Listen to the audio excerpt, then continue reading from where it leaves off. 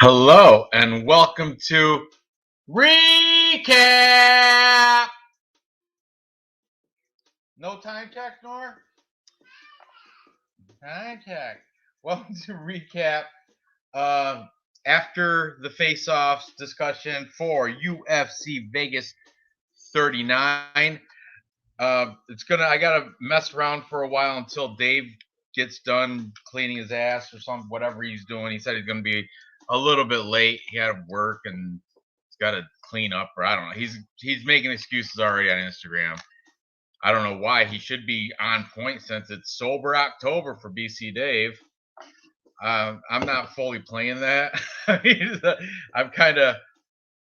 He said I can legitimately take Fridays as my cheat day, but I had a cheat day on Wednesday also. So there he is, Real News MMA. What's up, buddy? I can't see your thing. Hey, whatever you got to do, man. However, because it's Dave's doing the sober October, I did switch to light seltzer, only 100 calories. So at least I'm making little changes. It's all, well, what a difference a little difference can make in life and in the fight game and all that. That's right, Ty. REECAAAP. See, hear that? Did you hear that? That's right. Got to train. But yeah, like I said, I promised Dave that I wouldn't start getting into the fights. I'd mess around, just mess around with the chat and do a little discussion and stuff before. I did see the weigh-ins. I did.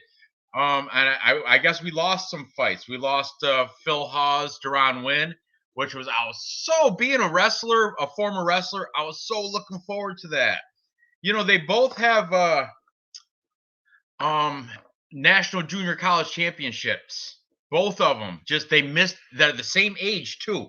Imagine if they had card of the year. I love the sarcasm. No, Alan, I love the sarcasm. But anyway, Phil Hawes and Duron Nguyen is off now. That is not happening. I guess Phil Hawes withdrew or something. I don't know. Probably because he was such a big favorite. Got nerved up. Didn't want to get beat by the 5'6" Duron Nguyen. I don't know. I really don't know what caused the dropout. I do have. Let me see if Tapology says something about it. It just says, oh, Nguyen withdrew. Duron Nguyen withdrew.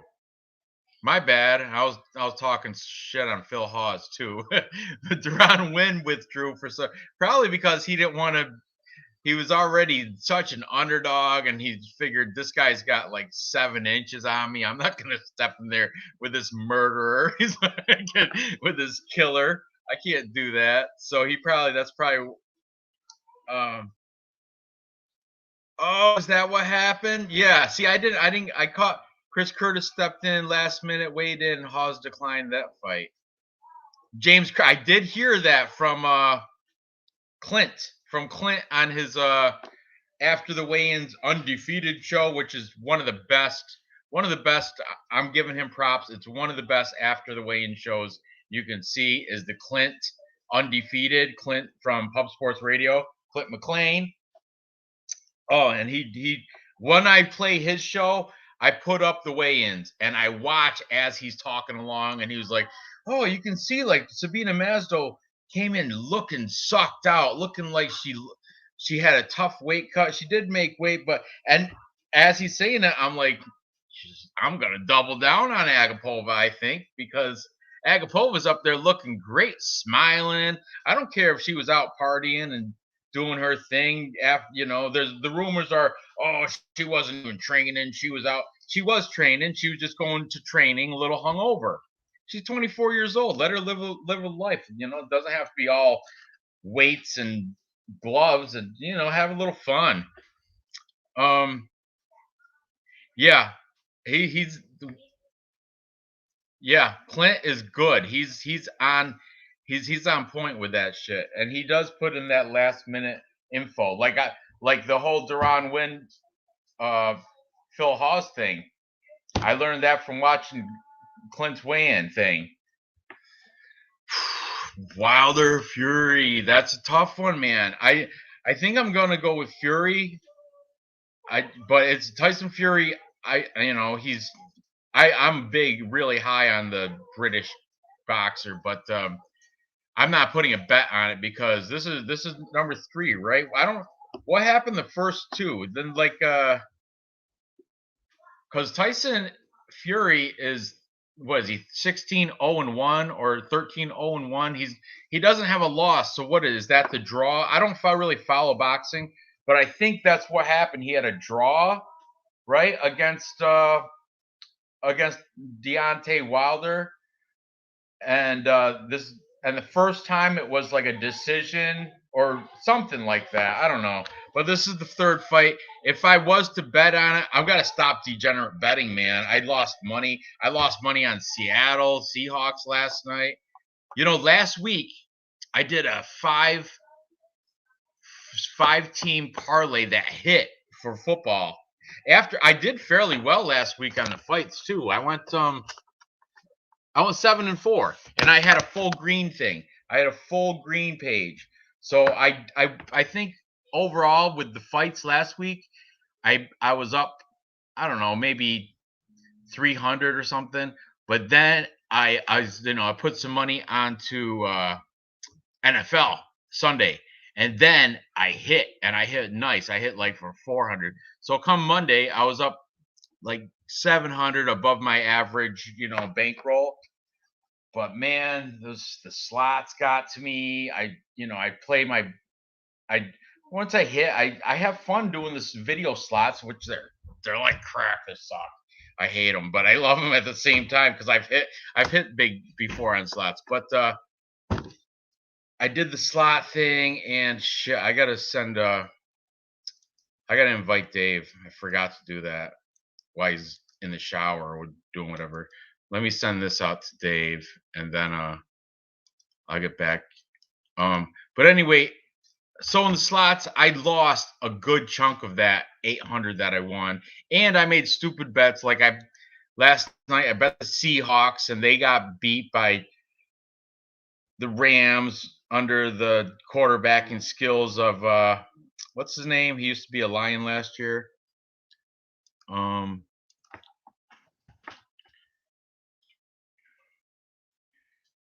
Shit. All right, I'm gonna have to put it in the phone. I have to do it from the phone.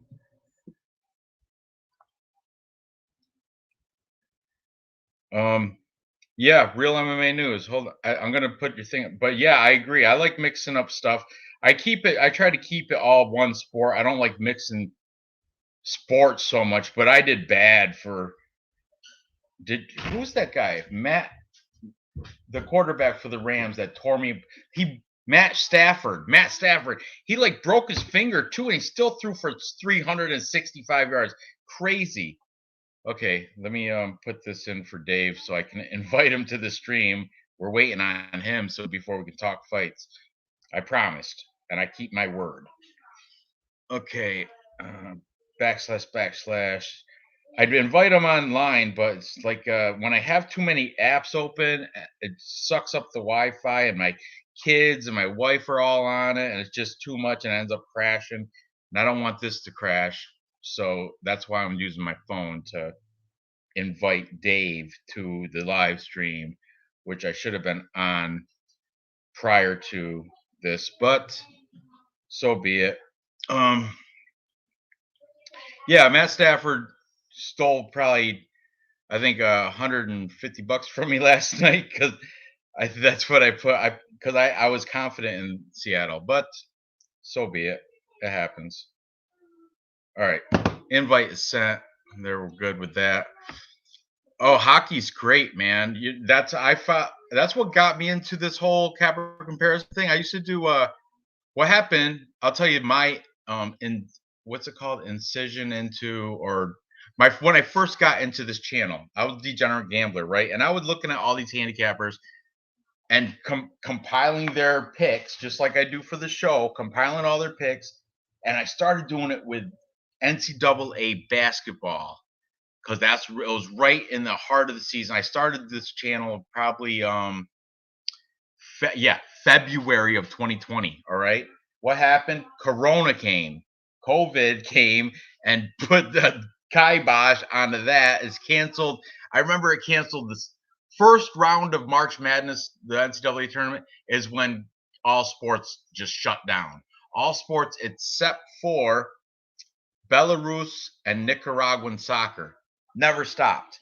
So, and I could still bet on it. And me being a degenerate, I started following that stuff real close.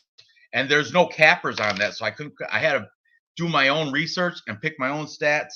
You can go back, yeah, you could go back into the my archives and see my old, when I first started out, February 2020, March 2020, April 2020. It was all Nicaraguan, Belarus soccer. Unbelievable. Neiman Grodno, that was my Belarus, my favorite team from Belarus. In Nicaragua, I think I liked who is it? Las Sabanas or something, or Real Madrid. Not the one in Spain, not the real good one, the Nicaraguan Real Madrid. But it was yeah. Yeah, it's yeah, and then that went to the soccer. Nicaraguan and Belarus soccer went to the Korean K League, because I have, I'm half Korean, so I started following that, and that had threats of leaving because of COVID, but it never. Yeah, Slavia Mozir versus Rook Brest.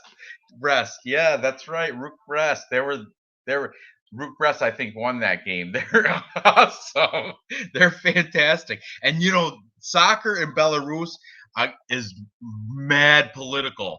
There's so much corruption in it. There's players, refs, a lot of people are paid off, and like if you're a left wing or right wing, you represents like Rue Brest.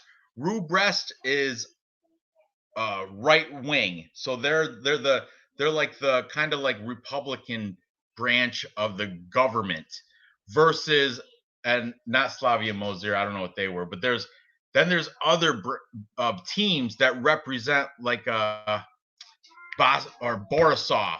There's a team called Borisov, I think. Belshina Borisov or something. Those guys are Democratic, like I don't know. It's very political though. It's crazy, but it was fun though. It was great.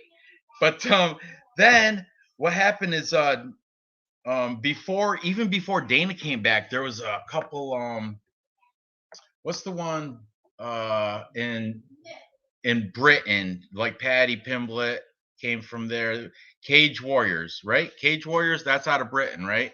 They had like a couple events, and I remember that's when I was introduced to like Paddy the Baddie. And then after they had an event, I covered some obscure shit like I was doing like, because there was no sports, it was just soccer and stuff. But I loved fighting MMA because I have a background in it. So anything that popped up that I could bet on using that, I did it. And then when UFC came back, that's when I went full bore capper comparison picks.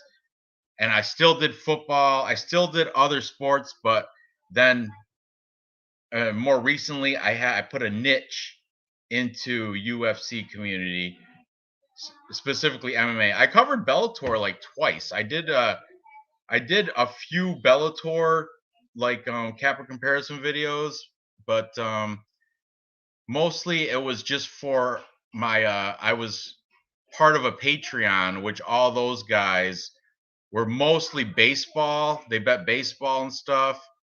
Even KBE, who was a Ricketts Picks, who I'm still a patron member. Ricketts Picks covers a broad range of sports, but he used to be a pitcher.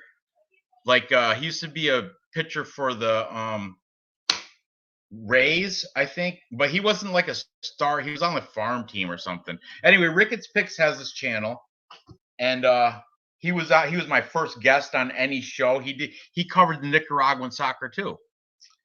So Yeah, I'm gonna keep doing the MMA. I'm niched now. I'm niched. I don't even touch the other sports anymore. I still bet them, but for real, I do good best on fighting. And you know why? I'll explain that. Because I did horse racing. I did baseball. Horse racing is hard. You got to think of the trainer, the horse, the jockey, the track, all these different factors. Same with baseball. You got to think of the pitching, the relief, the batting, who's like the batting averages, the on base percentage, so many different variables and factors. Fighting, it's one person versus another person. Yeah, he's got his training camp, he's got his corner or his whatever cage side presence, and he's got like the short notice, but it's just one on one. You know what I mean? So hey Adolf, how are you? So that's why, and I'm decent at it. I haven't had a losing week, and I don't even know how far back in my archives I got to go for a losing week. But I don't think I've had one in. I did have one in 2021. I want to say somewhere in June I had a losing week. Like I went like 5-6 or something. Yeah, I know. You know what Charlie Ontiveros reminds me of? The sideshow Bob from The Simpsons. Tell me not. Tell me his hair doesn't like. Right as soon as I saw him, I'm like, who's that? Sideshow Bob? I know. I am drinking a little bit, but I was like, holy Charlie Ontiveros. Is that Sideshow Bob as an MMA fighter?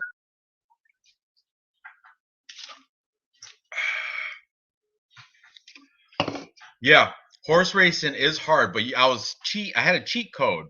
I had a formula, like mathematic algorithm formula that I made. I took the winning percentages of the jockeys, and it's displayed on. You can find a horse racing sheet, and you can find how many times the certain jockey's been in the money. Okay, I write that down.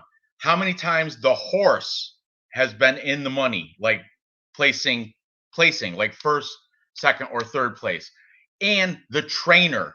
And if those three line up, horse, trainer, jockey, that comes out, spits out a number. And for the race, it takes me forever. It takes like 20 minutes per track to do this, to do the numbers and stuff.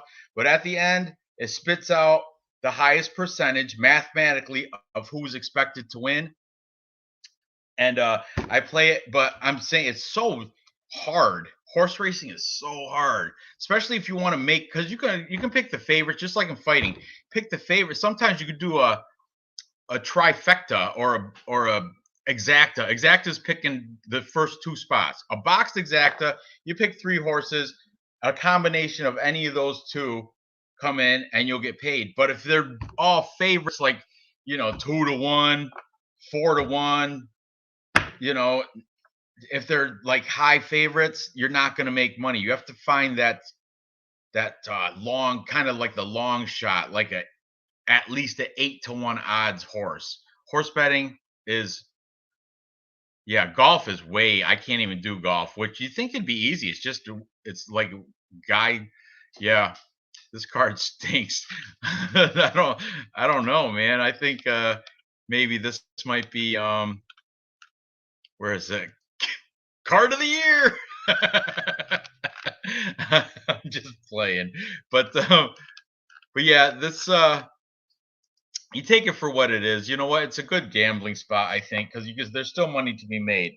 There's some potential in this card. And the thing is, there's only 9 fights left on the card, so your chances of getting the perfect card, like everyone's seeking, that's their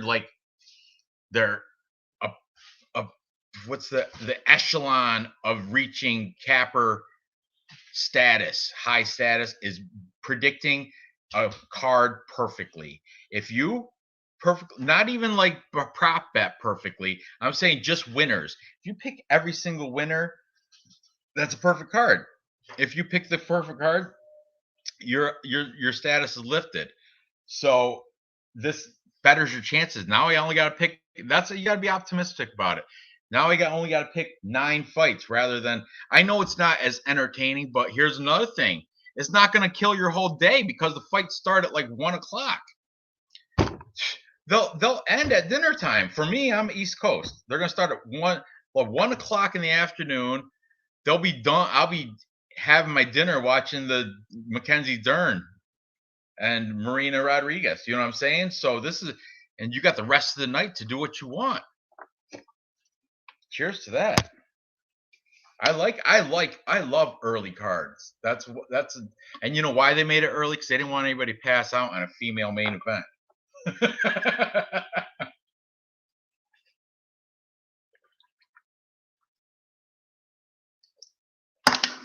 All right, Dave's got to hurry up, or I'm going to start getting into it. But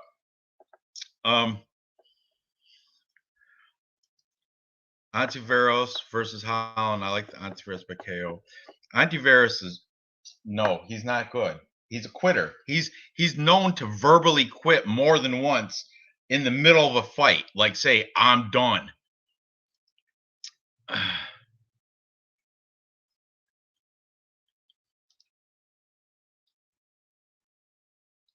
Yeah, if you can cherry, you can do that. But you know what? Like Bet Online, they only let you do that to a certain extent. For example, Korean baseball, KBO, Korean Baseball Organization. The KBO, you can't even parlay more than one. You can't make a 2-team parlay. You can only straight bet Korean baseball.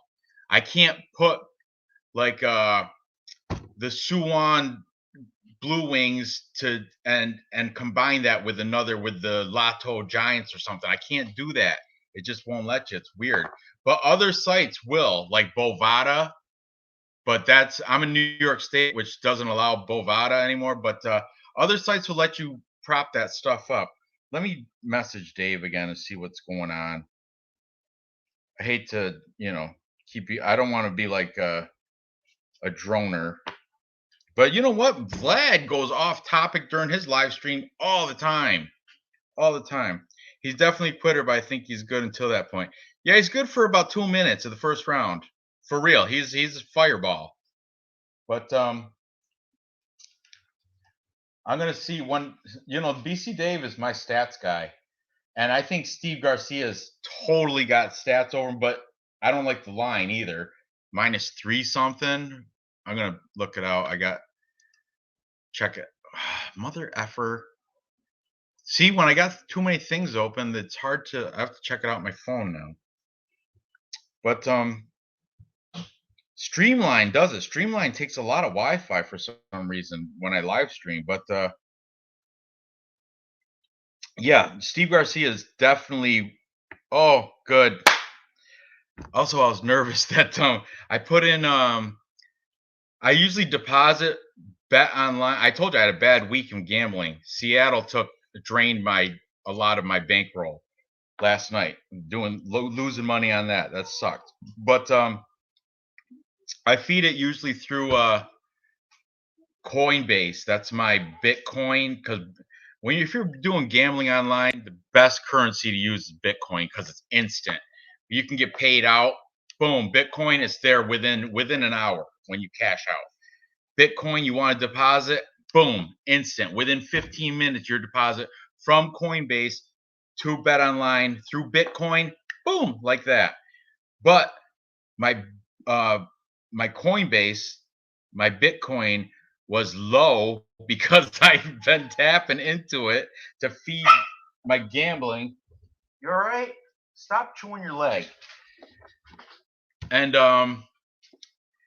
so I had to wire money through MoneyGram today, but it's in there. It's in the phone, so I can do some more. We can make some parlays tonight as soon as Dave comes on. Let me message him. What's the dog doing? What's going on? Question mark. Piffs, you always come in with the. You're right. 100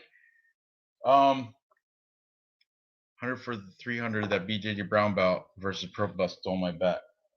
Yeah, that was that Jared Good and Randy Brown. Is that what's the one? Yeah, I think Jared Good and Randy Brown is the underdog. Jared Gooden has a higher ranked belt, I do believe. Where's that page? Hold on a second.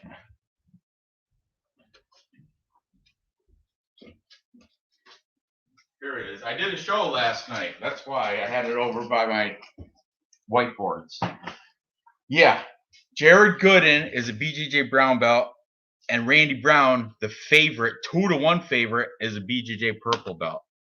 You're here. Oh, there you are. Add to stream. Hey.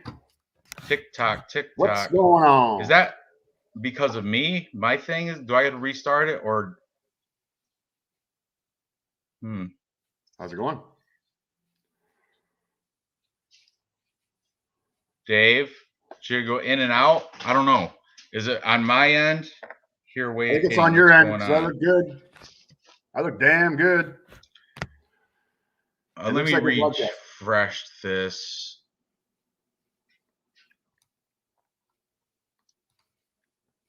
Hey, everybody. This is my house. It's a beautiful house. Hey, Real News. How you doing? Piff's Perfect Parlays. How you doing? Everybody's in the house tonight. Adolf is in here. Nice. What else we got going on? Jared Gordon was brown belt versus Selecki black belt last week, though, so it's still a little touchy. All right, I'll buy into that. Now that I'm organized. I'm back. I told you the stream. It's weird. The StreamYard kills my Wi-Fi. What's that? Apple juice thing? Huh? Mr. Sober October. Having your cheat day. Sober October. October. Hey, I've gone 2 notches on my belt. I've lost 5 pounds in a week. I'm doing pretty good. Wow, that's all water weight. 1 week. No, I'm just I don't know, man. I've been drinking a lot of water. No, you know what? I have too. I've lost. I've maintained the same weight, but I've lost a notch on my belt because I've been doing the morning yoga. I swear to God, I'm my belt. I'm down to a different notch level, and I feel better. Getting bigger. My arms are getting bigger. My waist is getting smaller. Yeah, look, I bought this thing. I got this thing for real. This is. I'm not kidding you. See this thing? You know what this is? The hell is that? It's a push-up board. Oh yeah, okay. Push-up board. And this came with it. This is and I've been doing this. Thing. I'm on like the fourth week of it. Every morning I do that right after my yoga sesh. Oh, we're gonna start today's yoga sesh with a downward facing dog. Oh, I know I can relay the entire 18-minute yoga video by verbally. It goes downward facing dog to the plank to the upward plank to the I can do the whole thing by heart now. I've done it so many times. Yeah, I even got into the cat the other day. I was doing a cat and I was doing a grasshopper and I was doing something else. Cat? Yeah, that's a bad terminology. I get into the pussy sometimes. Dirty mind. Ratchet USA, you guys ready for the card of the year? I don't know about the card of the year. Absolutely. This is a banger. We lost fights. It's even less. Now we got 9 fights to choose. You know that, right? Yeah, I know. You heard? I heard. Antiveros on steroids. You know what Antiveros reminds me? I was telling these guys. He reminds me of Sideshow Bob with that hair. You know who Sideshow Bob is? He's from The Simpsons. Fuck yeah. He's got that crazy blonde curly hair. It's like, man, I cannot put money on that guy. No way. But anyway, Simple Man transitioned to a white man. I'm half white. My dad's got blonde hair and blue eyes, Simple Man. So it's not like I'm full blood Korean. I'm a half breed, brother. I'm a Korean American. Hybrid. That's right. Hybrid. You know, my white side is for real Ukrainian. My grandmother's name was Zabachik, upper class Polak. She used to call herself. My last name used to be Kuyavsky. Oh, really? That's a Polak name too. Polish, but from the German. You know what? Back in the day, the border was kind of moved around a lot. Yeah, that's the same thing with like Ukraine. That's all. Just Western Europe. You know, that the Vlad area. Where we're all distant relatives to the Bulgarian cowboy that lives in Serbia. I represent my state, but I live in a different country than my state. Okay. Hilarious. I love him. He's great. So do I. Nobody better. All right. So you want to get into this? Can you start? Yeah, you know what? And I'm really pissed because I had about a 10-minute spiel for the first fight where I was picking. I was picking Oliveira, and now it's gone. I can't even. What? What are you I can't even give you my spiel. What's the curtain opener? Well, the curtain opener now. Hang on. Charlie Ontiveros and Steve Garcia. Oh, they are still on. Okay, good. Yeah. The only fight that fell out was Phil Hawes and Duron Nguyen. Duron Nguyen withdrew because everybody was mentally beating him up, calling him a bowling ball. 5'6", at 185 pounds. What the hell is this guy gonna? You know, I'd kind of withdraw too if I was him, just mentally, just to keep my mental. You know, his girlfriend Mallory Martin's probably laughing at him. These guys are you're a plus 400 favorite. He goes, and she's a fighter too. So I've never been that much of an underdog. I don't know. I'm just making this shit up, but go ahead. Let's talk about your boy Sideshow Bob here. Charlie Ontiveros versus Steve Garcia, the Mean Machine. Charlie Ontiveros, the American bad boy. Not really, because he's coming off a loss to Kevin Holland where he got body slammed and then quit. TKO round 1 for Kevin Holland. What's he doing at 185 anyway? This fight's at 155. I don't know how he made it, but yeah, he's dropping down. Like, I guess he was at welterweight before, so, but still, he made the weight too. But this guy, he does have that reach and height advantage over Steve Garcia. But on paper, I'm sure you got stats. On paper, Steve Garcia outstrikes him. Better takedown defense. Steve Garcia doesn't quit in the middle of a fight and say, "Get me out of here, ref." He does. You know what I'm saying? The Mean Machine. I'm all over him. I have to go get another drink. So you take it off with go ahead and give your spiel about these American bad boy. And you guys know these guys fought before, right? Did they? These guys fought before. Huh.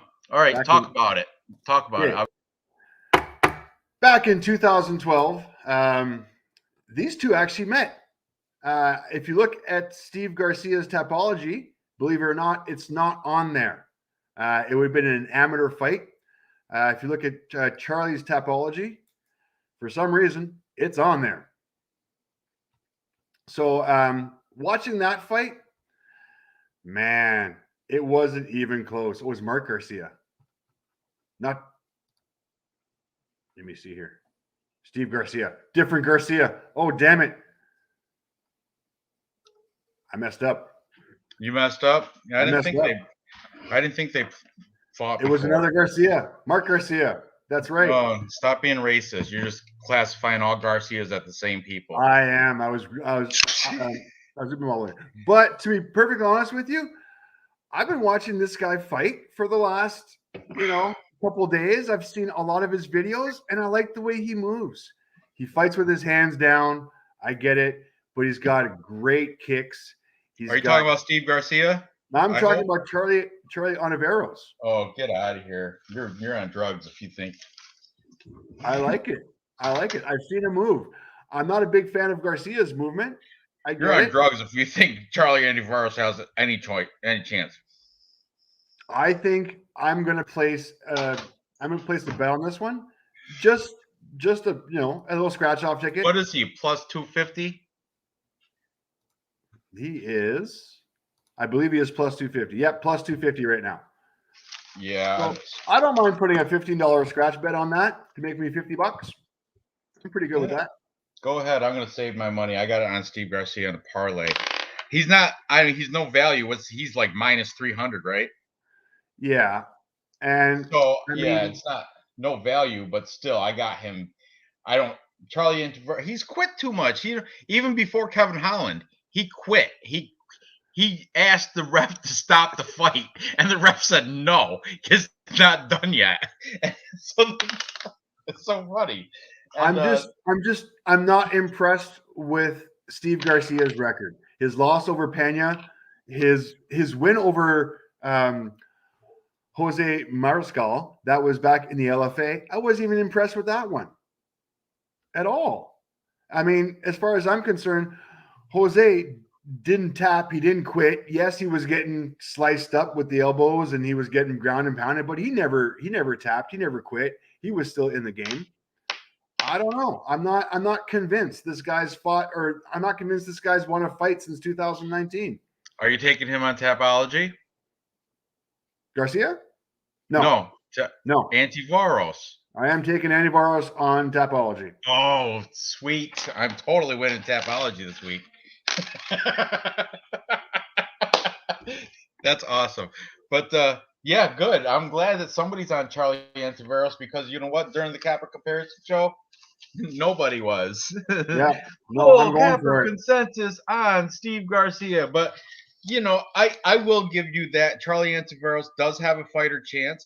And he does have a slugger's chance anyway. And he was the bigger guy slightly during weigh-ins. He's got a 3-inch reach, 2-inch height advantage over Steve Garcia, he's not a lock. Steve Garcia is definitely not a lock. And the value at minus 300 is not, there's no value there either. But realistically, if it's favorite or pass. It's either put Steve Garcia in a parlay or just leave it alone. Otherwise, you're pretty much might get your lighter out and burn your $15. Hey, and just so you know, he beat Luis punches first round, 135 in the first round. Look at this hot take. Who's from Jackson Wink? Oh, Steve Garcia. That's who's from Jackson Wink. That's right. You know where Charlie Antivaros is from? The War Training Center. That's in Texas. There's only one fighter out of there that's recognizable. You know who fights out of the War Training Center? Trevin Giles, the ex-cop. Or he still might be a cop.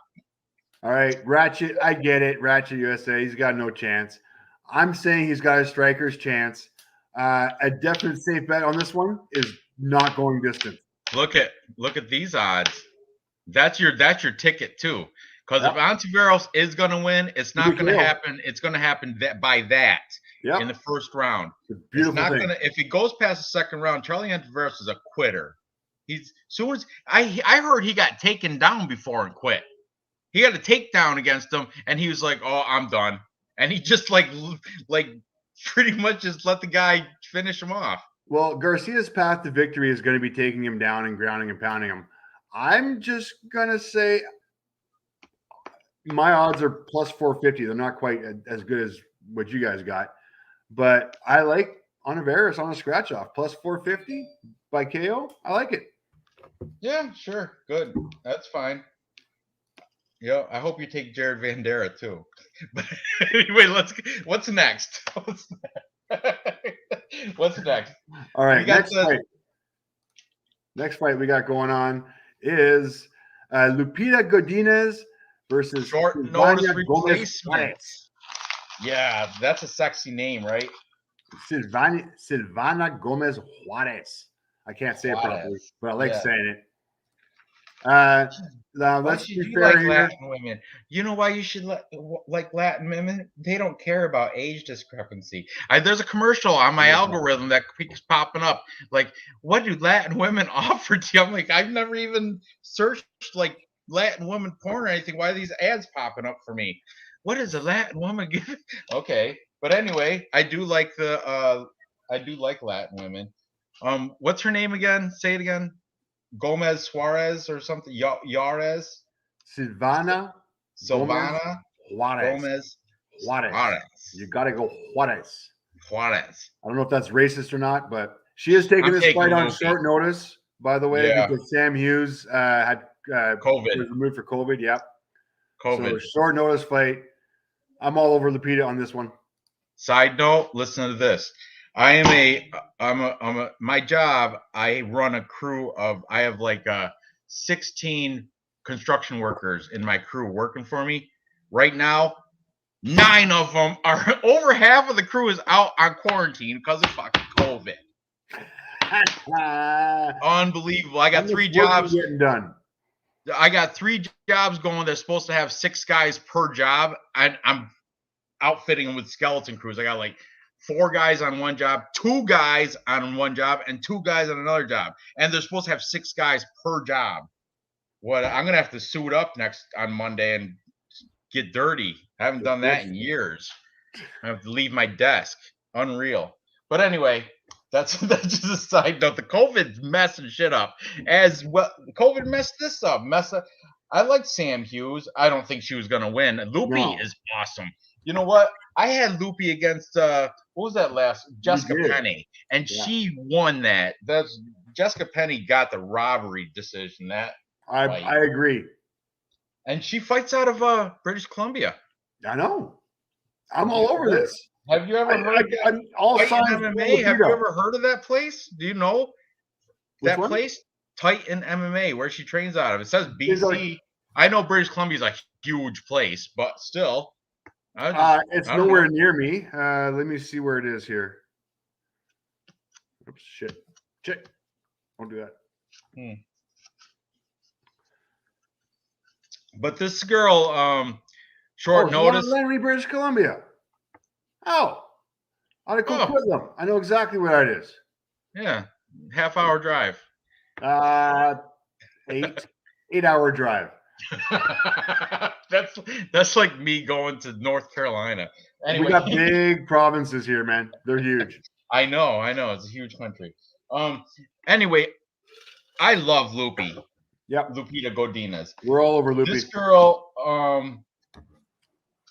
she, like I said, she should be undefeated. That was a robbery victory that Jessica Penne had. I fade Jessica Penne, and I will for the rest of her career. I don't like her, not at all. But the thing is, this girl she's fighting, Silvana Gomez Juarez. She's short notice, but it's not like she didn't have a camp because she was supposed to be on Dana White's Contender like next week or something. So she's been in training. She's been like getting ready to fight, not necessarily to fight Lupita, but this opportunity opened up, and I think she's going to be game for it. There might be some value there. What's the value? What's the plus money on Sylvania? Pretty healthy. She's at plus 225. Lupita's coming in at minus 275. Yeah, see, and I think Sylvania, I keep thinking of the light bulb. That's a light bulb company, you know, Sylvania. But anyway, Silvana, that's okay. I'll call her Silvana. I think she's better. She has better chance of beating Loopy than Charlie Ontiveros does beating Garcia. I'll tell you that. Yeah. Now, but I'll split you down the middle, okay? She's taking this fight on short notice. Granted, she's been training, so she's been fighting. She hasn't been training for Lupita, though, which is kind of different. So I think she's going to be able to hold up for three rounds. And there we go. This one should be banger. Loopy by decision. And if you're looking, it's minus 120 for Lupita by decision. But still, minus 120 is not so bad. I'm okay with that. Yeah, Loopy over 2.5. I got it. Could be a trap. Could be a short notice place is better than Sam Hughes. Bingo, she is for real. She, you know, because Loopy already beat Sam Hughes. She already beat her, and she had a draw against her. But some of the cappers, I will add, some of the cappers were saying that might go to the advantage of Sam Hughes because she knows what she's going against. You know what I mean? You're absolutely right. I know. Which is what I was reading. Look at Loopy, Silvana. No, I got Loopy. As long as Loopy takes her seriously. No, for real, I think my pick on Tapology is definitely Lupita for sure. Godinez. But that Silvana, she's worth a hedge bet at plus 225 or whatever she's at. She's definitely worth a little sprinkle, like a maybe quarter of a unit. I I wouldn't definitely put think nothing. Lupita needs to take her seriously. If she doesn't take her seriously, she's gonna get in trouble real fast. Real fast. I don't know. I don't know nothing about this girl, Silvana. She has no UFC experience, so I know that because she was going to be on Contender Series next week. I think she's from Invicta, right, or PFL, some one of those. She's from some. I checked her out a little bit. Nothing. I didn't watch any fights or nothing like that, but I did check her out. I think where she got of what regional She's promotion? coming out of Entram Gym out of San Yep. Miguel, Tucumán, Argentina. Yeah, but what's her last promotion she fought in? UWC, and where she What won the heck is that? 353 round 2 by strikes against a can. And then before that, she fought in Lux Fight League. Before that, she fought in Combate 45, Guadalajara. Combate is good. That's the Brazilian regional. Yeah, but she beat a could have can. swore was she in Invicta or LFA? No, she was in Invictus back in the day. Invictus Fighter 16. Not Invicta. That's different. No. Invictus is not Invicta. And she started off good. I mean, she started off her main fighting was in XFC International. But really, I mean, she has a decent record. I mean, besides her loss to Ariana Lipski, and Poliano Botello, which is good, those are her only 2 losses. KSW, that's when Ariana Lipski beat her, right? KSW. Yeah. That's that Polish regional. So she's been around the world, I mean, and she's been fighting since Diaz is going to beat her. And she's been fighting since 2010. You know what? To me, Lupita, it's winner or Lupita favorite or pass. You guys already got Lupita in a parlay. I got Lupi in a parlay. That's the only value there. So moving on. Is it next? Is it Charles Rosa? Hang on a second here. Refresh my screen. Or you talk about the light bulb some more. Silvana. I'm not as convinced as I was before. I mean, I'm a Lupita fan. You've turned me into a Lupita fan. This girl's taking on short notice. As long as Lupita takes this seriously. Of course she's going to take it seriously. She's a professional fighter. How are the weigh-ins on this one? What? How are the weigh-ins on this one? They both look great. They're both hot. They both look fantastic. They both made weight, no problems. Neither one of them looks sucked out like they had a bad weight cut at all. Like I told you, that Silvana was already ready to fight because she was supposed to fight in Contender Series like this coming week or some shit. Yeah, and she came in at 114. She came in a pound under. Right. So they're prime and sizing up. They both look good. They both look like it's a good matchup, like physically. Yeah, Silvana's got a 1-inch reach advantage. Or sorry, a 2-inch reach advantage and a 1-inch height advantage. Yeah, you can see that. I thought it was maybe just the hair, but it could be real. I don't know. Or it could be just the hair. I don't know. It's a female fight. I don't know. You know who had high hair is that your boy, Charlie Antavaros. Yeah, I know. I hate his hair. I'm afraid of this one. I would be too. That's why it's favorite pass, and I'm not even hedge betting. It's popcorn fight. I would say Fireball and popcorn, but at 1:00 in the afternoon, I'm not drinking Fireball. Pass. But pass. Yeah, good deal. Good. You could. That's a good legit. You can do that. Pass. I got Loopy in as a parlay piece though already. With Steve Garcia and my prediction for this next fight, which is Charles Rosa and Damon Jackson. Yes. Charles Boston Strong Rosa. Yeah. It's Rosa. It's not even Rosa. He's not Brazilian, not at all. I said Rosa. I know. But some people, like I've heard other people, oh, Charles Rosa. It's not Rosa. He's not Brazilian. Rosa. I don't know. You know what bugs me? He says Boston strong, but he's not fighting. He's fighting out of ATT, which is in Florida. Not even is a total other bottom of the country compared to Boston.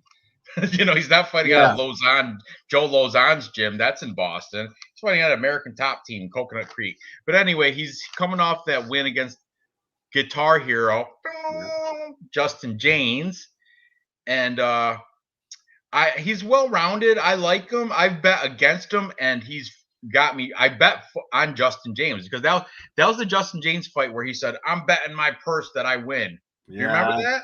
I bet on Rosa, by the way. I bet, tells me it's great. I know. I bet on Justin James. I'm like, he's betting on himself. This guy's not gonna lose. He knows if he loses this, he's out of the UFC. Well, you know what? He's out of the UFC now because he lost. Yeah, exactly. Yeah, he's out. But he's going against Damon Jackson, the leech. Damon Jackson's decent. Damon Jackson's good, but I think Damon Jackson, if I'm right, isn't he like on a win-loss pattern? I think both these fighters are actually, aren't they? They are. Yeah. So Rosa coming off win up Justin James, lost to Minner, win over Aguilar, lost to Mitchell. The loss to Derek Minner was horrible. That was horrible. That's one that I picked Rosa and I got upset, and Derek Minner came out on top. I was so salty about that. The Damon Jackson though, I'm not impressed by him either. I mean, he's coming off a loss to Elliott Tupuria, who Elliott Tupuria is great. He should be top 10. Undefeated at the time. I think he hasn't been beat yet, has he? No. Elliott yeah, he's still undefeated, isn't he? Let me check to make sure. He is still 11-0. Charles Rose is a fucking bum. Who makes everybody look like they have cardio. Yeah, that's true, but he did get that split decision. Plus a Guitar Hero. Guitar Hero, I like him because he's likable, but he's not a great fighter. You know what I mean? He's really not. He's somebody I would like to play Guitar Hero with. I was surprised you picked him. I did because he was like, I'm betting my whole purse on myself. And it was legit. I'm like, this guy's betting his whole purse on himself. And you're right. Ryan Hall almost did beat him. It was close. And I'm a Ryan Hall fan. I'm a huge Ryan Hall fan. He is. BC Dave's a Ryan Hall simp. He likes the beta male. The beta male. Ryan Hall's the king of the beta male. I'm an alpha, so I'm okay with the betas. What? I'm just being nice. All right. But so anyway, are we all on Damon Jackson here? Because I'm on Damon Jackson. I'm not. I'm taking the dog plus money. Charles Rosa. I told you I'm not very impressed with the leech. Damon Jackson. Either. There's a Chinese leech too. What's his name? Li Jiang. I don't know. I messed up Chinese. You'd think, look at me. I wouldn't mess that up, but I do. But there is a Chinese fighter named the Leech also. I think they're totally different weight classes. But anyway, here's the thing. Charles Rosa, whatever. I know he's fighting on American Top Team. Damon Jackson's fighting on Fortis MMA. And Damon Jackson does have the height and reach advantage. But it's going to come down to the wrestling. And I'd like... I don't know. This is a coin flip fight. It's kind of like a dog or pass for me. It's like it could go either way. I'm going to take, and you know what? And the Capper show didn't help me out because it was a tie. Same amount taking both sides. Charles Rosa and then Damon Jackson, James Lynch picked him. He probably interviewed both those guys like 3 times over. But anyway, it's like, I don't know. It's a tough one. But I'm going to have to take the plus money. I already did. I took Charles Rosa by decision, but I don't know do you have stats? Any stats? I'm looking at him right now. So, first of all, Damon Jackson, 2-inch height advantage, 2-inch reach advantage. What about striking? Yeah, striking. Now, I don't have that many fights to take it with. But for Charles Rosa, I got 3.1 strikes per minute, and for Damon Jackson, 2.46 strikes per minute. There's the other leech. Hold on. Look, there's the other Jing Liang Li. He's the other leech. Thank you, simple Oh, man. yeah, that's right. Thank you. That is right. And he's fighting Kamzat. Whew. This is a Cosma. good fight to go the distance. You know what? Simple Man and Real News, I kind of like it. Average fight time for both of them, 13:27 for Rosa. Only one to take on for Damon Jackson, so 7.53 for Damon Jackson. Takedowns pretty similar. Takedown accuracy pretty similar. Takedown defense very similar. Submission. I mean, you can pretty much. There's not much difference in the stats for these guys. Right? Even Steven Yeah. with these guys. It's coin flip. I'm telling you. That's why in a coin flip fight, you should take the plus money. That's where the value is. Damon Jackson, I have him written as minus 180. I think that moved up to minus like 200 or something. What do you got for the odds? Let's see here. We've got Damon Jackson minus 175, Charles Rosa plus 150. Breaking it down, looking at the odds. So if you're thinking value, you should probably, if it's a coin flip fight, take the plus money, right? That's what I would think. Yeah, I'm not sure, man. I'm kind of liking the by decision. Oh, fight goes the distance? Yeah, I don't mind that. Yeah, that could be a good play. What's that minus number, though? Let me see what I got here. Sure. I did the show. It's an early prelim fight, so I did the show before those odds came out. Oh, fight to go distance minus 250. Oh, see that? Yeah, the bookies even know it's going to go the distance because pillow hands. They both got pillow hands. They can't knock anybody out. Neither one of them. Coin flip, go with the more active fighter. You know what? I'm going to go with the records. Rosa's been going win-loss over cans. And we got Damon Jackson, who was on a healthy winning streak up until very recently. So I'm kind of going the leech on this one. And I'm not going to fade either of Damon's losses because they were against undefeated fighters. So honestly, I'm heavy on this one. I'm flipped over. Damon Jackson, I'm in. Yeah, I think he might be a parlay piece. Like I said, I picked Rosa just because it's coin flip and I'm taking plus money. No. But I still think it could go either way. I like the Hosas out of, I know he's got the fake accent, but you know who else does? Mackenzie Dern, a fake Brazilian accent. Isn't that horrible?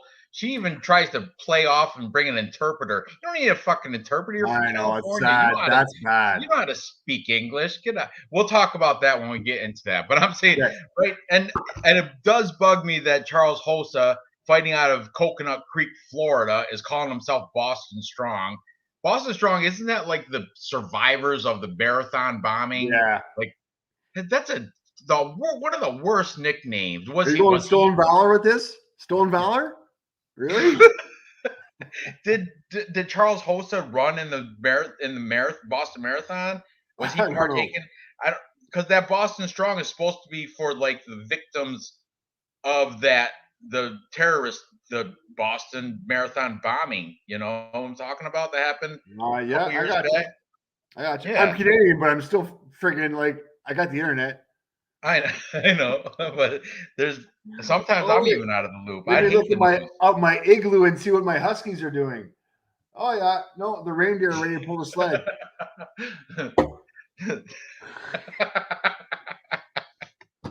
Oh, that's funny. You're funny. If I ever go to British Columbia, Canada, you know what I want to see is those damn longhorn rams. Those big longhorn, the mountain goat rams. Radium Hot Springs. They are okay, but this is the thing. If you come during tourist season, they're smart enough. They actually move out for tourist season. So you have to come off season. And literally, you cannot drive through the town without running into one. They're freaking annoying. And they know they have the right of way. They're spoiled. Did you ever see them do the battle, like the battering the hand? All the time. I was a lifeguard at the Radium Hot Springs. Google it. Friggin' bighorn sheep everywhere. It drives me nuts. They're just in the way. I don't know. I think they're very impressive animals. They're very cool. They are They're cool. very cool. But anyway, yeah, I'm still on the fence. I took Rosa for my Tapology pick, but Damon Jackson could totally win that. I'm gonna I'm not betting that in any way, except for I already placed a bet with Hosa in a parlay with Loopy and Steve Garcia just to finish that, do the page, for the show. I like what Noah says. Rosa can't finish a bad as a child. All right, bag a child to finish a bag a child. I don't know what that means. I'm really worried. Where would Charles Rosa be without John Anik? I don't. Yeah, no. I'm fading Rosa on this one. I'm all over Damon Jackson. All in. I like it. Oh, look at Real News MMA went to BC for a day. You saw the goats. It's fun, eh? It's my backyard. Should show you my front yard. You guys want to see Baby Glacier? It's outside my front door. Kind of fun. 5 grams of carbs. Low carb October, right? Low carb October? Well, you were trying to do a sober October. That lasted 3 days. No, that lasted longer than 3 days. It lasted. I'm playing with you. 6, 7. But it's a celebration day because it's Friday. Yeah, you did say Friday is a cheat day. Yeah, you're allowed Friday cheat day just because of this live stream. Thanks, guys. Get me out of shape. You'll be fine. All right, let's move on. Damon Jackson, right? Are we all on this? We all on I guess. I get reluctantly. I'm taking Charles Hosa, but there's definitely an argument for Damon Jackson. He totally could win that. And now I got real MMA news. I got to keep up with the smoke. All right. Well, before we get into the big boys, hang on. You want to do this? Do you want to do it right? Okay. Oh, the big boys. I can't smoke flower. I got kids. I like it when the big boys play. Big boys are coming out to play. Alexander Romanov and Jared. Oh, King Kong versus the Mountain. Oh, I know, right? Good. This is a battle of the bulge. Both these guys are big old boys. Both of them like at 264, 265, I think. 264 and a half. They're both of them made weight, but they're both right on the edge. Like they had to cut weight to make 265. He had to skip lunch. I got to skip lunch today. God damn it! I can only have eggs, no pancakes for breakfast. But anyway, they're both coming in. After 3? With this no carb after 3, my breakfasts are amazing. Oh, I bet. I'm on a different thing. I do intermittent fasting, so I got a window between 11 in the morning till 7 at night. That's my window where I can eat. But I do try to lower carb my stuff after 3 just for the October sober. I'm still trying. I'm still kind of in it. You know what I'm saying? And it's working out for me. I feel good and I feel trimmer. I lost a belt loop. But my weight on the scale, I think it's muscle though. Muscle weighs more than fat. And on the scale, I've only lost like 2 pounds. So I went from like 222, I'm like 219 point something this morning. But anyway. Too. Huh? Anyways, yeah, let's go. Yeah. Romanov TKO round 1 says Ratchet USA. TRT Ranj. I would love to see TRT Ranj. Huge. What's TRT stand for? Testosterone replacement therapy. Joe Logan. TRT Ranj is all over it. I heard. Did you ever hear of not to go off topic, but did you ever hear of NoFap? We don't have a topic here. I know, whatever. You know what NoFap is? It's like not masturbating. That's a NoFap, and there's a movement. I I'm not a proponent or nothing. I haven't tried it, but they say if you no fap, your testosterone, you store your body's natural testosterone that your body makes because you don't bust a nut, right? So your body stores it, and then it gets transmutated into like a steroid, like a natural. Because when you make energy and you don't release that energy, it gets transferred. Look, Nick Alexander knows about the no fap. No, and Alan says that's completely opposite. Okay, let's put a disclaimer out here. Neither of us know what the hell we're talking about. No, I kind of looked into it. So no, speak for yourself. I did. I looked into it, but I haven't gone. I can't make it but a week because I'm just that type of guy. I don't know. I just whatever. But anyway, I heard the longer you go without like remaining abstinent, not even pleasuring yourself, just storing it, it transmutates into like a natural body steroid, and you get more energy, you get more like physical prowess, more confidence, more adrenaline, all the good like delayed satisfaction. That's why like when they say you have a fight coming up, they say don't have sex because they don't want you to lose that testosterone. When you bust nut, you're losing testosterone. Testosterone is the motivator for aggression, adrenaline, all that crap. And How so am I going to fall asleep? What? How am I going to fall asleep?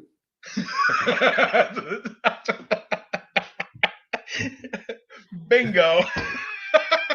Right. How am I going to start my day out in the morning?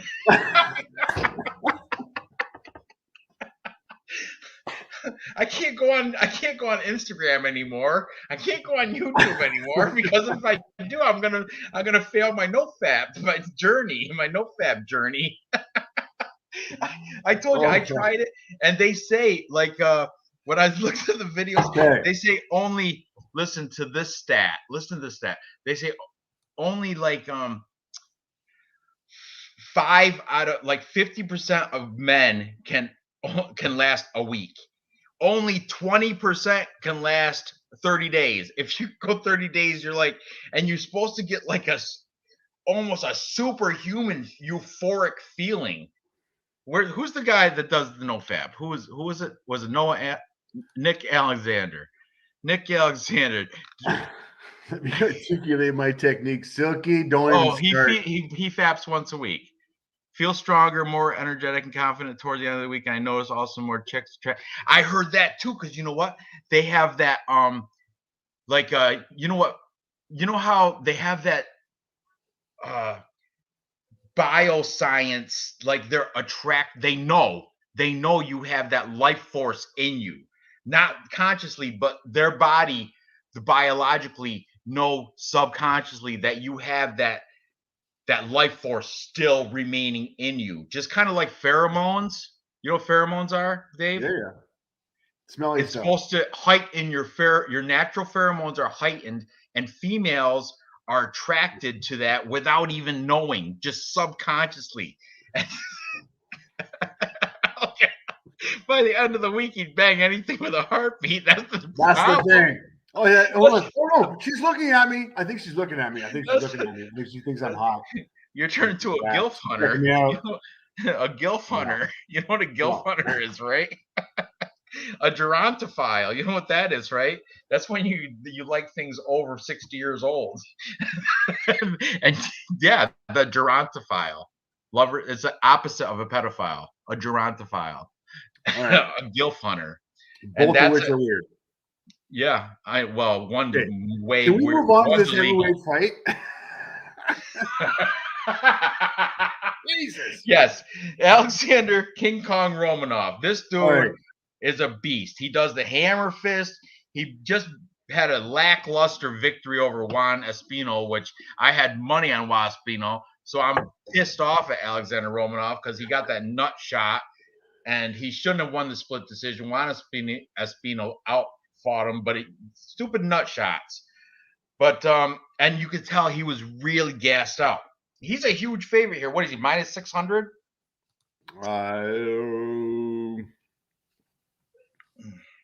Minus 700 on Bet 365. Holy shit. And you know what? But the thing is, Alexander Romanov, he's 14-0. The only time he's ever been to decision was that fight against Juan Espino. But Juan Espino had wrestling, where Jared Vandera does not have ground game. All he's got some mediocre, decent striking for the mountain, and he is supposed to be slightly taller and have bigger reach. In the face-offs, it didn't. I didn't see that. I didn't No, see actually, any. it's opposite. Romanov comes in 6'2", and Vandera comes in 6'4", and Vandera has a 5-inch reach advantage. That's what I just said, and you said it was opposite. Oh, I thought you said. Sorry. No, Vandera bigger, supposed to be bigger, but in the face-offs, I didn't see it. I didn't see any height advantage. And Romanov should win this, but boy, the gassing against Juan Espino makes me. And I already hedge bet Jared Vandera with half a unit. I put $10 on him just because he was plus 425 when I did it. I don't know what's he now. Plus, yeah, it's got to be up there. Plus 500. Yeah, plus 500. But it's worth. I mean, there's no value in Romanov. Romanov is kind of a lot of people are calling him a lock. Like that's the lock of the card. Like there's no way he can lose. There is a way he can lose. Jared Vandera might be the trap. He might, if it goes past the early rounds, Alexander Romanov will probably gas out, and Jared Vandera, he might not. He might. Okay. He's coming off a win. Decision. He's been to decision. He's been to the end and he won against Justin Tafa. He's 3-2 in his last 5. Why is everybody fading him so much that he's a plus 500 underdog? I understand that Romanov is King Kong with the hammer fist, and he's got those big man submission, rear naked chokes and shit. But man, I'm not. I mean, of course, I took Romanov in Tapology by TKO, but I'm not betting on Romanov. I'm not putting him in a parlay. I'm not making him an anchor. None of that. I already put a hedge bet on Jared Vandera, and that's who I'm going to root for too. I could care less about Tapology. I'm looking for the money. So go ahead. Tell what you got to say. There is no value in Romanov to bet Romanov whatsoever. Minus 700. Don't put him in a parlay. Even if you drop it. Look, no Allen's Romanov in the distance. I bet you if you look that up right now, it's still minus number. I bet you it's still minus number. By KO, TKO, DQ, or submission, Alexander Romanov comes in at minus 275. That's ridiculous. Now, if you're looking at Vandera by KO, TKO, DQ, or submission, plus 850. What's Vandera by decision? Plus 1100. Holy shit! I'm gonna have to double down. After this video, I'm putting another hedge bet on Vandera by decision, just like a quarter of a unit, $5. I'll put $5 on Vandera by decision. He just beat Justin Tafa. I was high on Justin Tafa. He's Samoan or Hawaiian or he's some islander. I thought, I'm like, this dude, he's durable. Justin Tafa is going to beat the mountain. He's going to beat him up. I was wrong. I lost that bet. Jared Vandera, he might not. He interviews like a piece of shit. What do you like to eat? Food.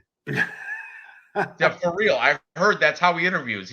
He's very bland and lackluster. He has no like action and no tone in his voice. Just for real. That's what I heard. I heard that if you watch an interview with Jared Vandera, it's like the guy's talking to a wall. He gives short, quick, abrupt, bland, boring answers. But whatever. I was sort of impressed with that fight against Justin Tafa. He's 3-2 in his last 5. He can't be that bad. Alexander Romanov, I think that's a big hype train. Especially, I got a bad taste in my mouth after that Juan Espino, where I had money on Juan Espino, and he should have won that. But Oh, I got hit in the nuts. I need another 5 minutes. Get the fuck out of here. I'm going to throw $5 down on what we just talked about. Is Vandera by decision. $5 pays me 60. It's worth a scratch off. See what happens. Oh, Plus Maori. Nick Alexander said Tafa is Maori. That's the same thing. That's an Islander, right? Pacific Islander. Pretty, same shit, different color. Yeah, I guess Romanov. He's a confident pick, but he's not. There's no value unless you have to prop it out, no value in it. And you have to pick the round. You think it's gonna if you get to pick the round and method, TKO round 2 has got to be plus money. That's probably got to be. I can't open my book. Well, I can on my phone. Right. You want TKO or round? TKO round 2. That's what I would guess. If you're going to pick Romanov in round 2, it's going to be plus 350. There you go. TKO round 2 plus. That's what you have to prop it to that level. Like I said, this guy does not make minus number bets. They got to be plus money or I'm not doing it. Yeah, that's the truth. Truth be told. TKO round 1 plus 110. TKO round 2 plus 350. TKO round 3 plus 1,000. Points plus 400. There you go. There's your Romanov bets. Yeah, I'm going Jared Vandera points 11 plus 1,100. I'll put $5 on that. I just did. He beat Maori by decision. So what's that payout? That $55? Right? Pays off 60. Hang on. I literally just bet it. Hang on. A $5 bet on Vandera by decision to return 60. Yeah, absolutely. Why wouldn't you? That's better than a scratch off. You have better odds doing that than buying your lucky 7 scratch off down at the Quickie Mart or whatever. Okay. Unfortunately, Loriana Steripoli, Jamie Pickett got canceled because COVID. COVID's taken everything from everybody. I can't stand it. But we do have next. Do we have the Felipe Colares and Chris Gutierrez? Now this is the curtain opener for the main card. Oh, now it moved up because it was the headliner for the prelims. It is now the curtain opener. Chris El Guapo Gutierrez against Felipe Cabasso Corrales. Somebody help me. Colares. Yeah, but the last S is pronounced with an SH. I don't know why, because he's Brazilian. They speak Portuguese in Brazil. So Felipe Colares. But I mean, it's Cabasso. I mean, his nickname is Cabasso. Cabacao. Cow or sow? I think it's cow. But it's got that little accent on the A. Where's P Diz? P Diz is P Diz speaks Portuguese. Well, he would know. P-Diz. Appreciate you showing up. Yeah, I know. Thanks for tuning in.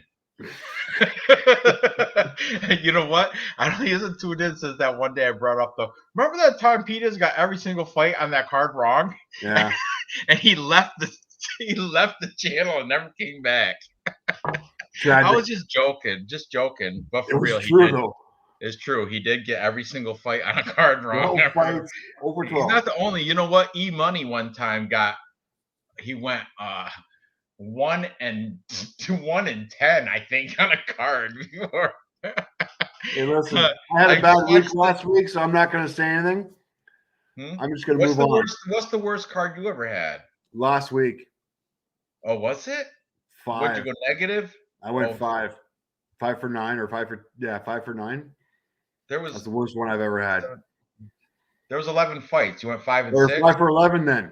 Whatever. I only got 5 wins. It was bad. Yeah.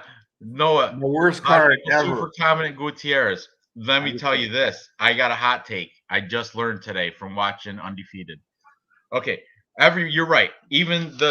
I'll show you. Even the Capper consensus, nobody took Philip Colares. Everybody's taken Chris Gutierrez. On Clint's show, Pub Sports Radio, with his special guest, Michael Cope, guy I really don't know, on his Die Hard MMA podcast. Michael Cope, he's a professional gambler. Like, he makes money by gambling. That's how he feeds his family and shit. He only bets 3 fights. Real degenerate. Yeah, but he's legit. I think he's also like a journalist or something. He does something else too. But I'm saying he only bets like 2 or 3 fights per card, and this is his lock. He said this is his most confident pick is Chris Gutierrez over Philip Clark. Then that's not my hot take though. Today, when I was watching Clint on his Undefeated program, his UFC, after the weigh-ins, Undefeated, when Chris Gutierrez was in an interview with James Lynch, and Chris Gutierrez right now is in a custody battle for his son, who he hasn't seen in many of a days. He hasn't seen him in a very long time, okay? And he said he's going to win this fight so he can provide the best life for his kid, and he wants to. So you want to talk about a motivation? Oh yeah, fighting for your kid is that's more than fighting for like your job. Like, oh, because if you're cut from the UFC, you can go fight Bellator, PFL, Combate, whatever. You can fight, and you can still fight. You're not jobless. You're not unemployed.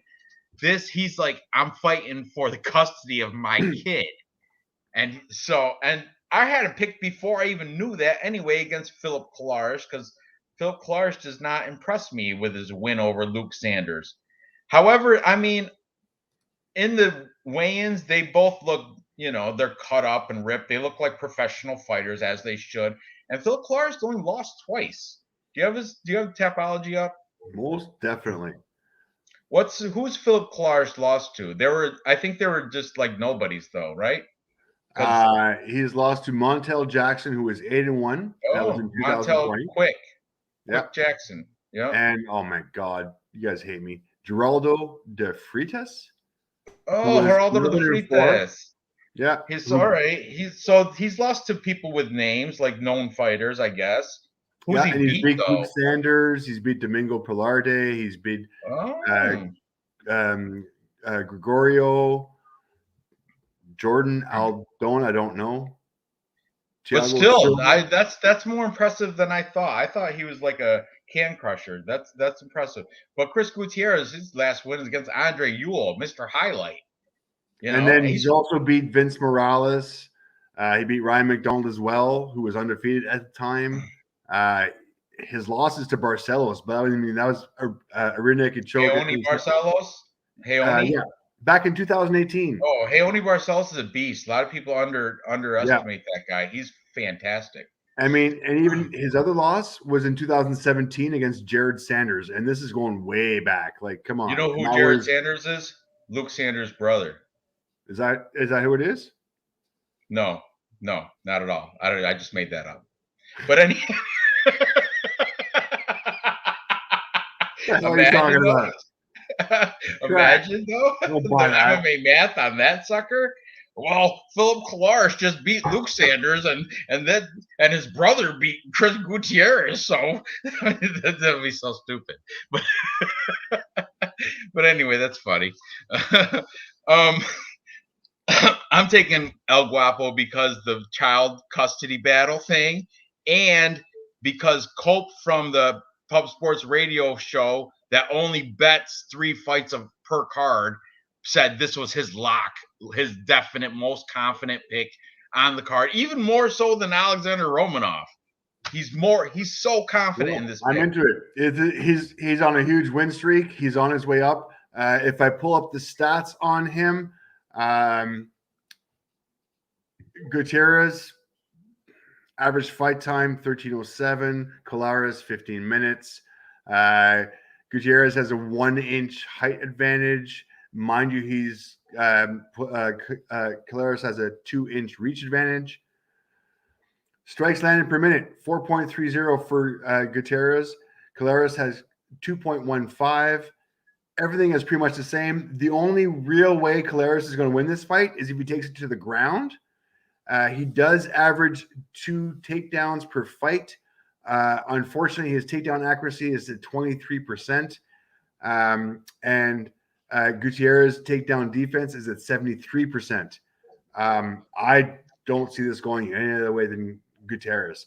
Now, as far as prop betting goes, because Gutierrez is a minus 250. Caleres is a plus 200. I'm taking him Gutierrez by points. What's that? By decision. By decision, minus 105. Oh, yeah, I can't do it. I can't do it. But that's my pick. My pick is Gutierrez should win. I got him in a parlay, so it doesn't matter. But I think that's the outcome is Gutierrez by decision because Philip Caleres, I don't know. During the face-off, he gave him like a bro hug. I think he might. I don't know. He might be in. I don't know. I'm looking into things. I've been drinking too much, but I don't know. Caleres, I think, is already accepting that he's gonna lose. I heard you talk about your boy. That's the hug he gave him. Was like, heard you talk about your love for your son, and you want him back, and you're fighting for him. And I heard that as he was giving the hug, and he was like, and that's the face. His face for Philippe Caleres was like that of sympathy. It was, I don't know. It wasn't intense. Like, I'm going to beat you in this. I'm going to beat the shit out of you this coming tomorrow. I'm going to tear you. It wasn't that at all. It was more like, hey, bro. Oh, come here, give me a hug. And it was a bro hug. It wasn't even like I'm about to fight you tomorrow hug. It was more like oh, come on, man. I had that same problem with my bitch. And, we fought over a kid. I don't know. It's just weird. The whole face-off was just too friendly. It was too nice. I understand having a friendly, mutual respect face-off, but this wasn't even respect. It was more like sympathy almost. It was weird. If you go look at it, watch the face-off. It's like gaydar. Weird. Well, we're all over the same thing. I mean, I kind of like the. And obviously the bookies like it as well because I know he's a big favorite. What? 255. Yeah, they are propping this for a Gutierrez decision. So I'm gonna go with the bookies. He's a parlay piece, though. Yeah, I think he's a parlay piece for sure. Yeah, mark that one down. He's definitely a parlay piece. Especially with only 9 fights, you only get limited selection. Limited selection on the 3-fight parlay. Okay. Caleres has been drinking whatever the frogs have. Martina didn't want to touch Dern, for example. Ooh. I'll take the minus 260 by finish. Hated the bro hug. About better. Gutierrez has good takedown. I hear you. It was kind of eerie, the bro hug. It was like it was kind of weird. I don't know. I didn't like it either. I like when like Charles Hossa and Damon the Leech there, Damon Jackson, they had, and neither one of them wanted to break it. They wanted to break the dead stare. Like, they were intense. Charles Rosa, you could see his jawbone, his jaw muscle, like flinching, like tweaking out a little bit. He was like gritting his teeth, like, like fucking. And they still gave a mutual respect, like a tap, like a back tap, but not a. The Caleres, he bring it in, bro. Like one of those, like, bro, bring it in. It's like, it's fucking like his mom died or something. It's just weird. I don't know. But anyway, what's next? Okay, next we've got. Yes, about better. Hold on.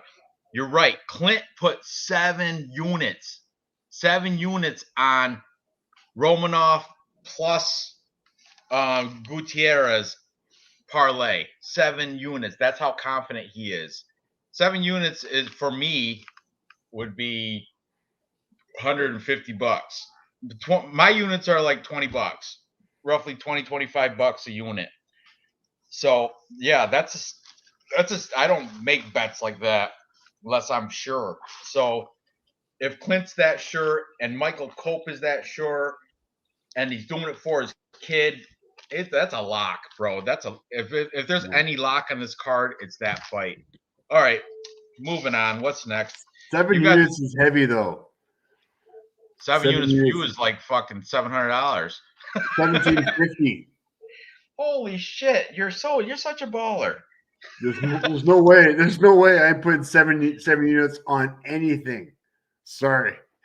I'm also a little bit more careful. You gotta withdraw. You gotta make it withdraw some of that bankroll. Every month, Anyway, baby. Every month. I gotta go let my dog in. So why don't you start off? What's next? We got Maria Agapova. Mariah Agapova against Sabina Mazo. All right, I'll throw this in together. Mariah Agapova, ranked number 38, flyweight worldwide, coming off of a loss. She is the slight underdog out of Kazakhstan, 24 years old, 125 pounds, 5'6", with a 68-inch reach advantage. Going against Sabina Mazo, the Colombian queen, ranked number 48. So 38th against 48th, coming off of a loss as well.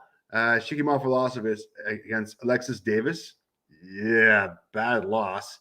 She is the slight favorite, though, coming in 24 years old, 125 as well, 5'7", and she will have a 2-inch reach advantage.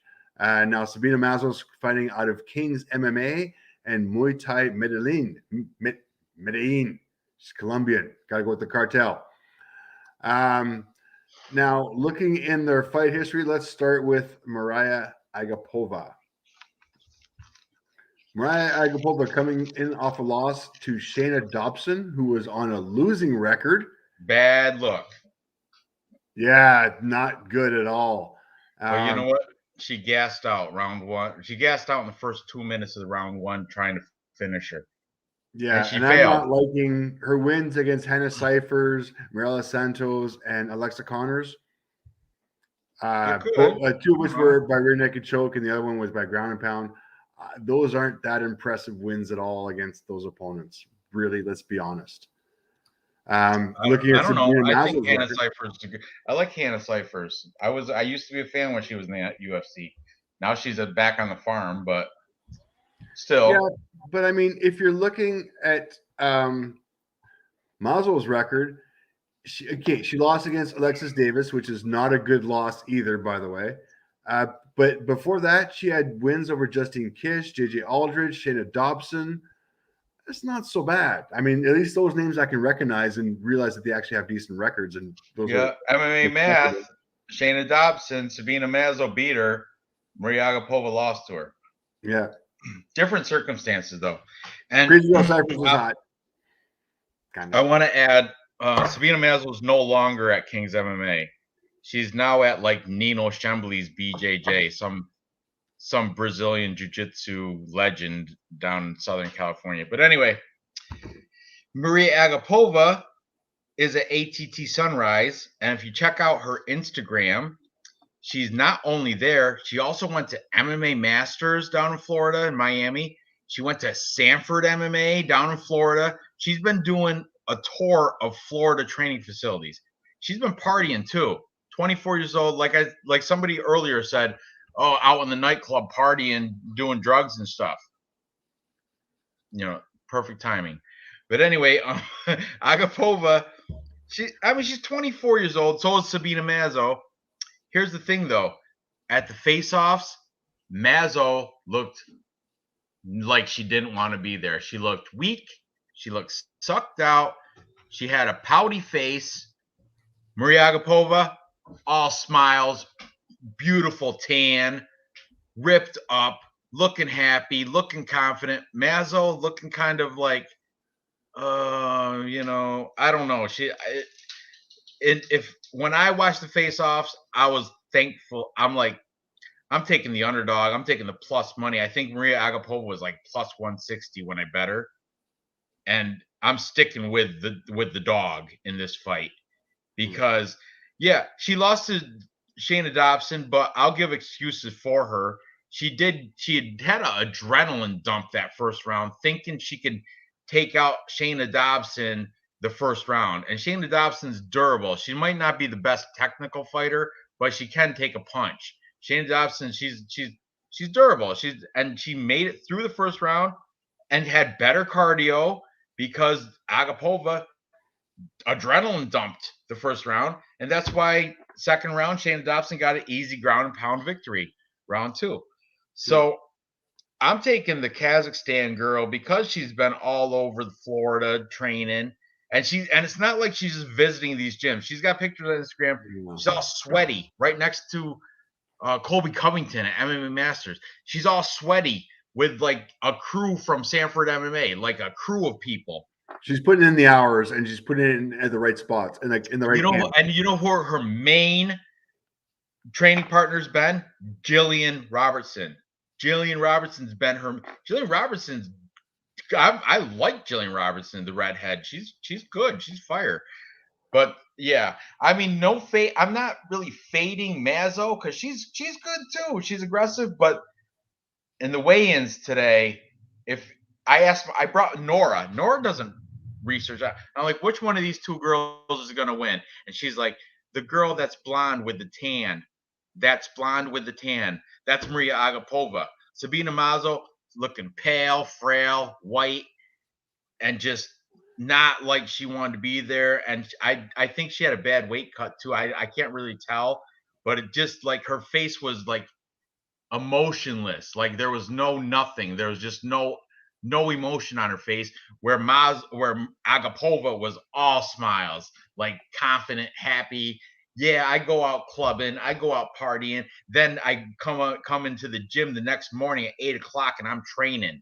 That's right. And I sweat that alcohol right out of me. I'll stab you if you don't like it. I guess she threatened to stab some dudes out in a club or something.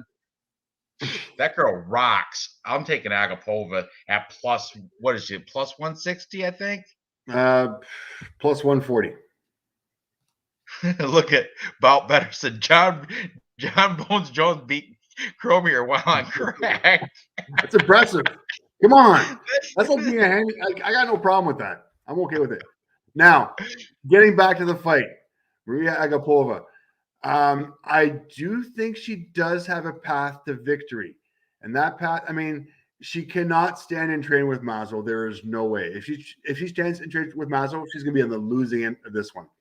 But I think if she's able to take her down, and I mean, she's from Kazakhstan. She's been working with all these guys. I think if she can take her down, that's her path to victory. So I'm not confident, but I like Agapova by decision. And that's going to be my typology pick. Now, looking at betting as far as that goes, she's already plus 140. If you're looking at her. So the line moved. I have her written as 160. So that means money's been coming in a little bit on Mazo. On Mazo, yeah. Yeah. Let me see here. We got Mazo by. Sorry. So, and I'll show you looking at Mariah Agapova by decision, and I think this is the way to go.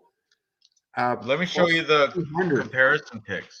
Overwhelmingly, Mazo.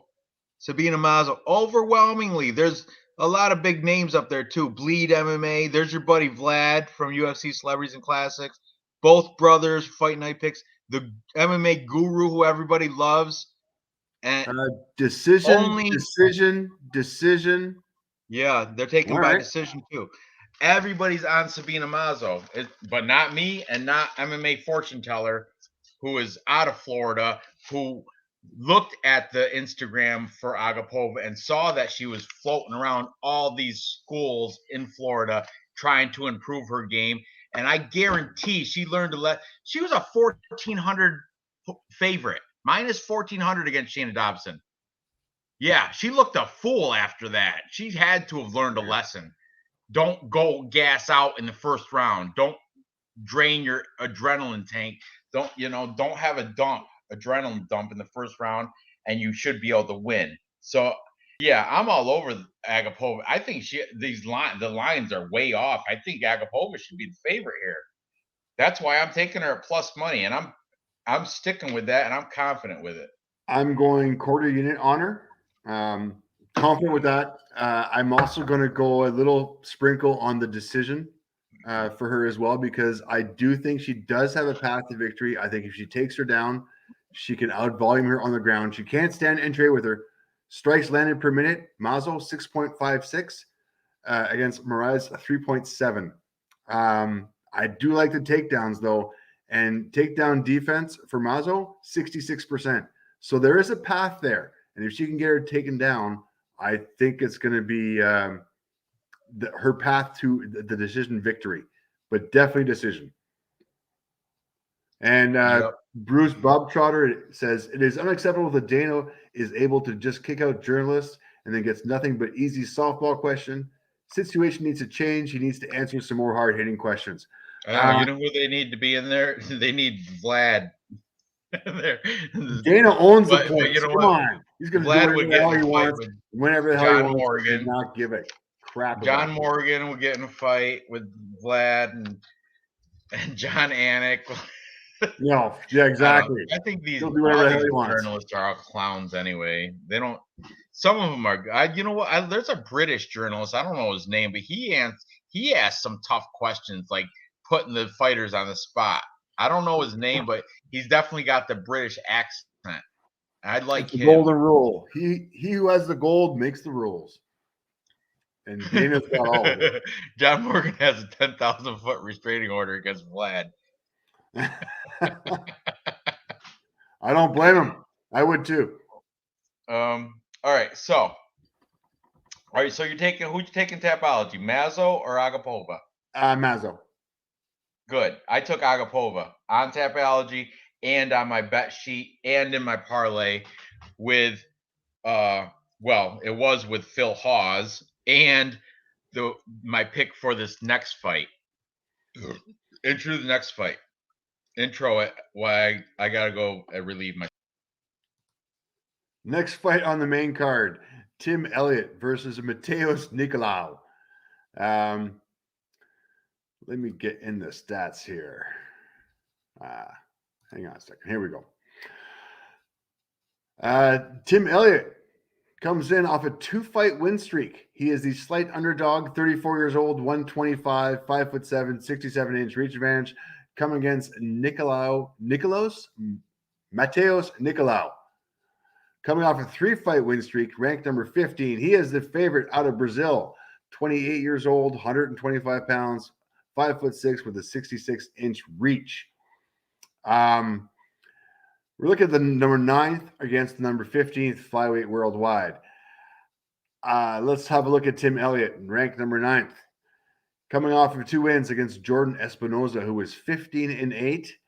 This was this year, actually. I remember watching this fight. This was the Adesanya fight. Jordan Espinoza, 15-8. Not very impressive. Previous to that, he fought against Ryan Benoit. Benoit. As Ranj would say, Benoit. That's how everybody says it. He don't like being called Benoit. That guy died, the Wolverine.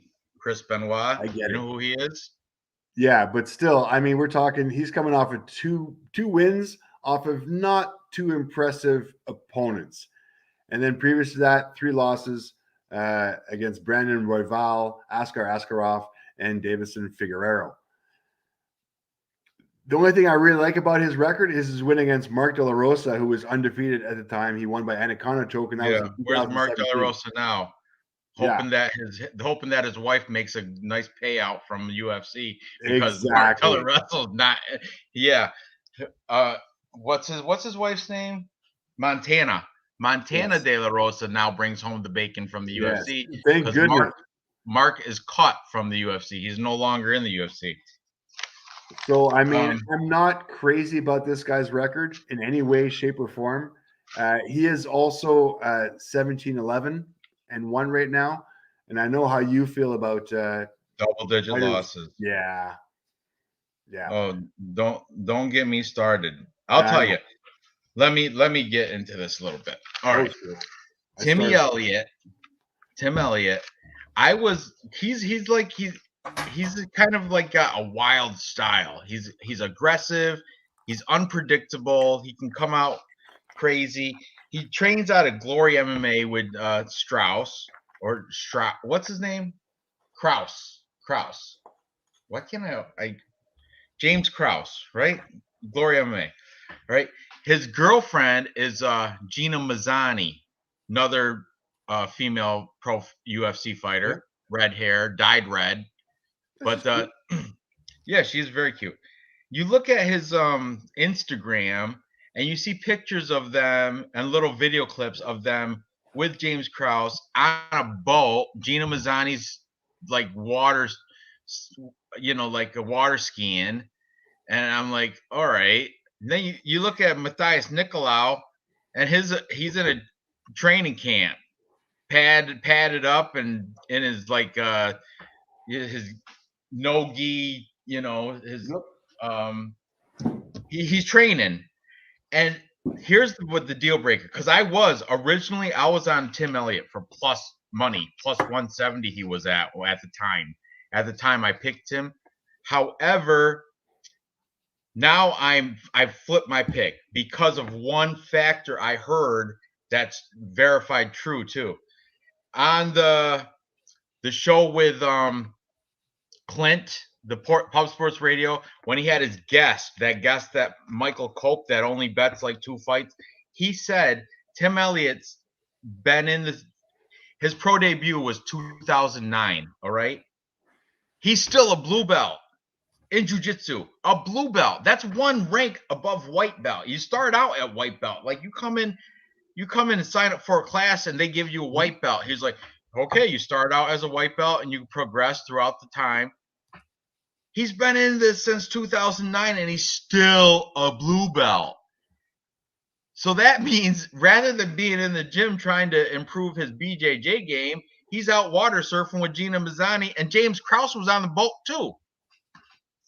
And he's going against Matteos Nikolao, a black belt that trains out of Nova União, one of the top facilities in Brazil. And his pro debut was 2010, so 1 year later than Tim Elliott. But this kid, 28 years old, younger fighter, only lost twice. He's 4-1 in his last 5. I know he's like a 2-1 favorite, but how can you not jump all over Matteos Nikolao? I'm very confident especially now that I found out that Tim Elliott is only a blue belt and Matteos Nikolao is a black belt. That's when I went to jiu-jitsu, the black belt, the main guy, Phil Miglarice was my main instructor. He would say, any blue belt that can make me tap, I will give them a black belt right now. Just for fun. And we would all line up when I was blue belt. I would line up and I would try my damnedest, and he would just toy with me. Toy with me and just submit me at will when he wanted. So here we have Matteos Nikolao, a younger black belt. I know it's MMA, so it's not BJJ. There's strikes involved, but even stand up, I think Matteos Nikolao got some stand-up game too. I think he can scrap. I think he can punch. I think he can clinch. I think he can strike. Tim Elliott has that wild factor. He's got that and he's got a slight advantage in reach and height, but he's 2-3 in his last 5. He's on a 2-fight win streak, but who was against? Jordan Espinosa and Ryan Benoit or Benoit, whatever you want to say. And they're both decision victories. I'm on Matteos Nikolao. I think he's going to get the sub here. I think he can toy with the blue belt on the ground too. If it goes to the ground, it's Matteos Nikolao, without a doubt. Okay. Yeah. Well, you're right, Bout Better. There is no way he knocks out Elliott, but there is a way he will submit at Elliott, just like you said here. Nikolao by submission. How many? Okay, when was the last time you saw a Japanese necktie submission? Who did that? Who did that? Nikolao in 2015. Really? Yeah, I don't even. I took jiu-jitsu for 3 years. It wasn't a long time. 3 years, and I don't know how to do a Japanese necktie submission. And I was daily. I went, 5 days a week.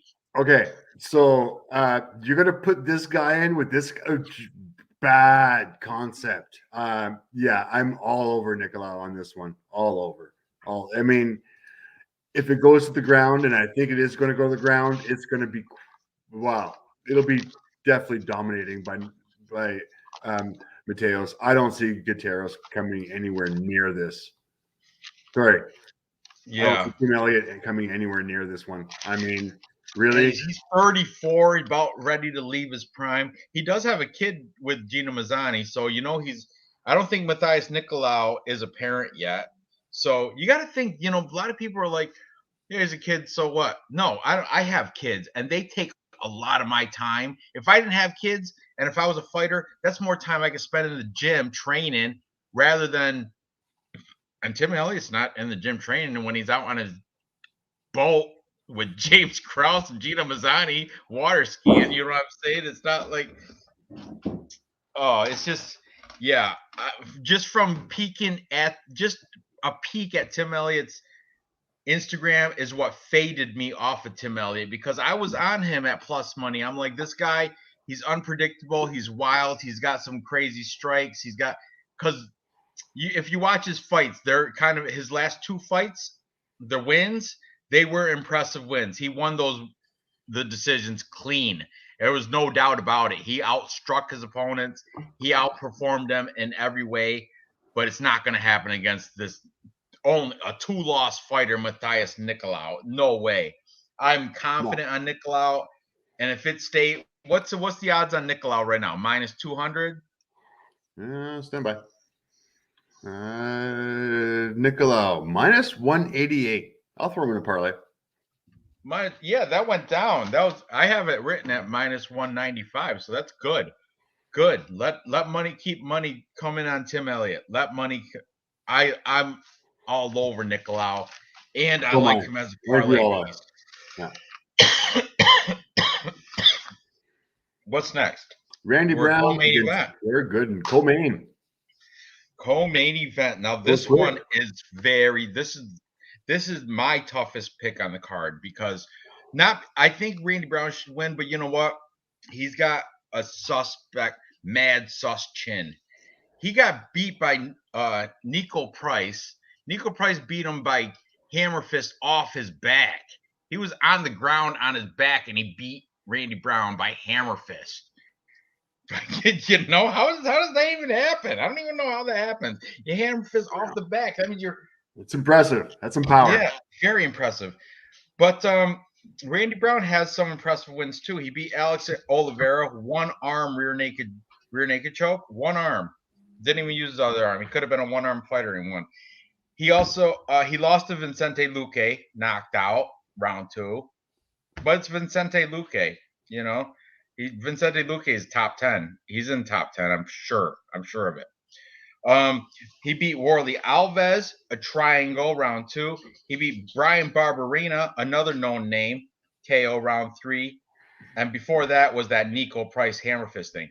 Now, Jared Gooden, the thing with him, he's only beat cans. He's lost any fighter with a name, he's lost, and the one name is not even good. I'll tell you his last 5. Nicholas Stolze, he's pretty much a UFC can. He was nobody. He didn't beat anybody. Nicholas Stolze, the Green Mask, a German fighter out of Germany, out of Dusseldorf. He has no notable wins. Not at all. You know, and so Jared Gooden, that was his last fight. He knocked him out first round, and I put money on the German too, but whatever. It happens. Before that, he has lost to Abubakar Nurmagomedov, who, you know, it's a Nurmagomedov. It's expected. It's okay. It's fine. Before that, he has lost to he had lost to Alan Jouban, who is Alan Jouban's mediocre.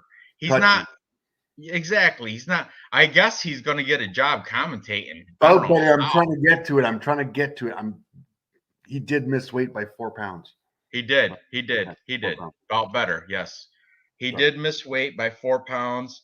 But you know what? He didn't look sucked out or anything. I think that some of these guys miss weight for the advantage in the fight. They're like, my 4 pounds I should have. But you know what? It didn't matter. Randy Brown was a tower in the face-offs. He was legitimately substantially bigger, like taller. Not his inches. Not girthier, not wider in the chest or anything, but he's got substantial height over Jared Gooden, and I imagine reach. It's not like they do the, try to do the fists up all the time. His hands were down the side, so you can't really tell the reach that much, but I think he's got a slight reach advantage too, Randy Brown. But Jared Gooden. So Jared Gooden, I wasn't done yet. Like I said, he beat the Nicholas Stolze UFC can. He lost to Alan Jouban, UFC, almost a UFC can. Okay. Before that, Titan FC, Trent McCown. He sounds like a quarterback that was traded from. Doesn't he? He sounds like a quarterback that like a third string quarterback from Carolina, Jacksonville, or some shit. But anyway, before that, it was Jay Jackson, Empire FC. That's a Mississippi regional. I mean, those are kind of canny wins. They're not like UFC quality wins. Randy Brown though, Warley Alves, Brian Barberino. I mean, Alex Alex Oliveira Oliveira. Exactly. by So rear naked choke.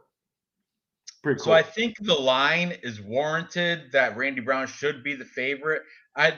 Jared Gooden does have that the slugger's chance. He's got the striker's chance because Randy Brown, like I said, hammer fist off the back from Nico Price. He's got a mad sus chin. He's got a chin that you can't trust his chin on Randy Brown. But Jared Gordon, I just don't think he's got it in him yet. I think maybe he's 27 years old. I think if this fight happened maybe 3 years from now, he might have. I don't know. I just don't think he's there yet at the point to beat Randy Brown. And I know the odds are shit, like minus 230, I think, for Randy Brown. Minus 250 and plus 200. So yeah. Yeah. So I mean, there's not really value on Randy Brown, but by decision there is though. By decision, Randy Brown is at plus 200 for by decision. Jared Gooden though, within distance, plus 300 within distance. If you think Jared Gordon can lights out Randy Brown, Randy Brown, I told you, suspect chin. Jared Gordon night train he did it to Nicholas Stolze. He knocked him out first round. And he did it to a couple cans in fucking Titan FC and Empire FC. But that loss to Alan Jouban did not set well with me. And however, Jared Gooden hasn't been finished, I don't think. I don't think he's ever been finished. Maybe at one time. I think he got finished once back in his early pro days. Some regional guy, Titan FC or something. He got knocked out one time, I think round 2.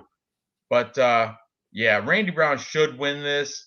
I think he'd win 8 out of 10 times. So I'm like 80% confident Randy Brown will win this fight. But Jared Gooden does have a slight chance. Not really worth a hedge bet for me, but there's a chance he could. I think he has a better chance than winning than Charlie Antiveros. Yeah, probably. I'm still go ahead. You got anything to add to this fight? I mean, I like Jared Gooden. He's got a striker's chance. What I do like on the betting on it is that if you look at Jared Gooden's odds for round 1, plus 750, round 2, plus 1200, round 3, plus 2200. So bookies are looking at Jared Gooden's only chance is going to be a knockout in the first round.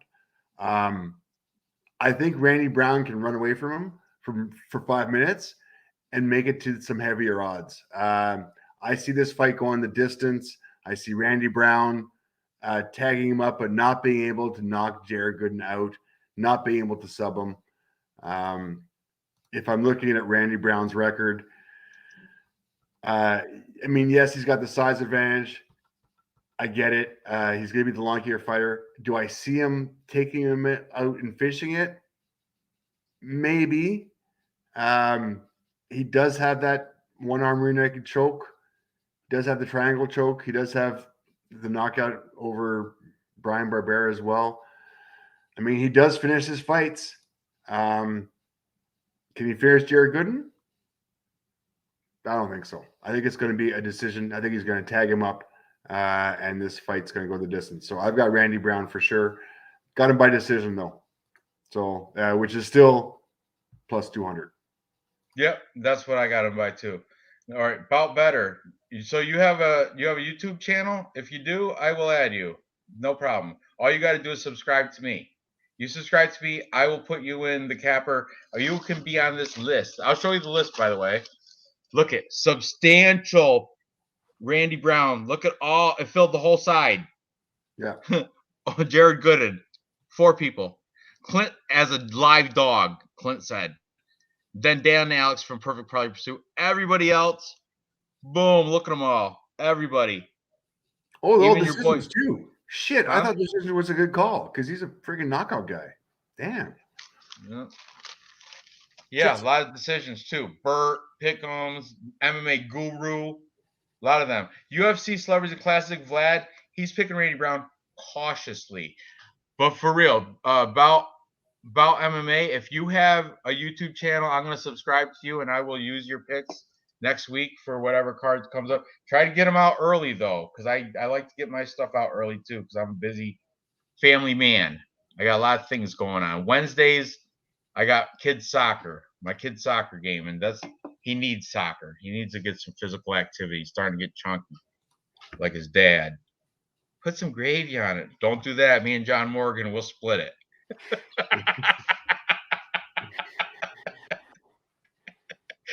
All right. Trust me, pal. You are not that guy. All right. Let's main event this. Let's main event. Marina Dern versus- Rodriguez taking on Mackenzie Dern. Now, I can talk about these girls for a long time, so don't let me carry it away because I have been drinking. And I do like this fight a lot. I like it a lot. I'm still on the fence. I'll explain why. Okay, Mackenzie Dern is the daughter of Wellington Diaz. Wellington Diaz is a legend in the Brazilian Jiu-Jitsu world. And this is his daughter, Mackenzie Dern. She grew up surrounded by BJJ for her whole life. This Wellington Diaz has been doing BJJ before Mackenzie Dern was even a spark in his eye. You know what I'm saying? This guy, he went like he's been a black belt for there's like some obscure tournament down there. It's not like Copa. It's not one of the Copa tournaments because I know about those. But there's like a Brazilian Jiu-Jitsu tournament down there.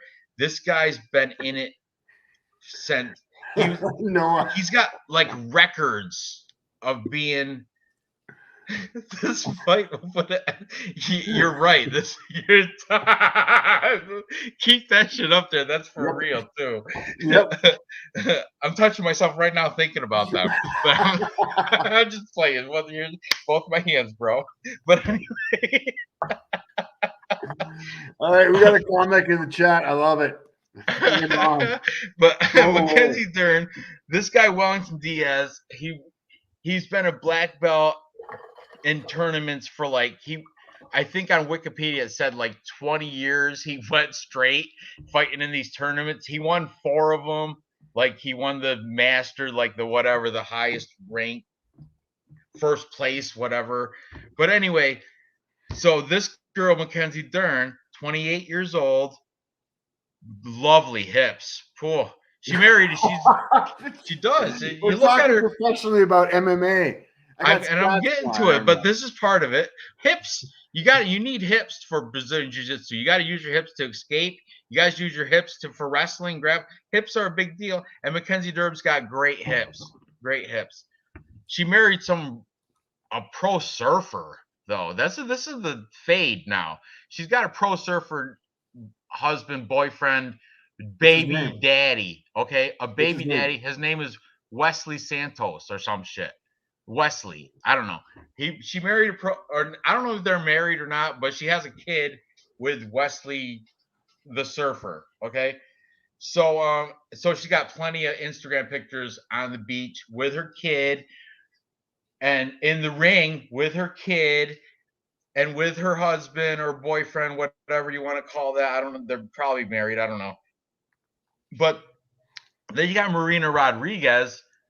No kids, single, does not have a boyfriend. You know why? Because she's always in the gym. She don't got time for boys. She don't got time for having a relationship. She got time to fight. And you know what? You read her background wiki stuff.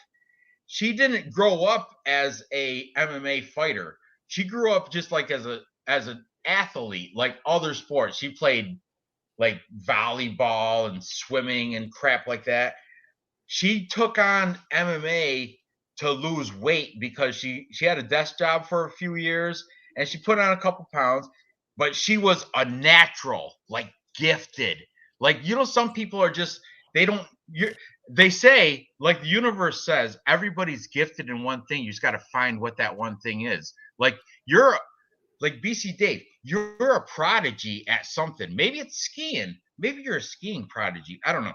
But everybody is gifted at one thing, but unless you try everything, you might never find it. You might, I could be gifted as a accordion player. I wouldn't know because I never played the accordion. But I'm just saying, for example, everybody supposedly has a gift. This is Marina Rodriguez's gift is MMA, because she came from an athletic family that played sports but never did MMA. She went to MMA class just to lose weight, but the coaches and trainers in that class were so impressed by how fast she learned shit and they're like, hey, come fight in Brazilian. I don't know how to do a Brazilian accent or anything, but hey, come fight to the amateur, the amateur fighting. Come and fight it. And she went 9-0 and wiped out everybody in the regional scene down there. 9-0 as an amateur. Let's come up to pros. And who she lost to?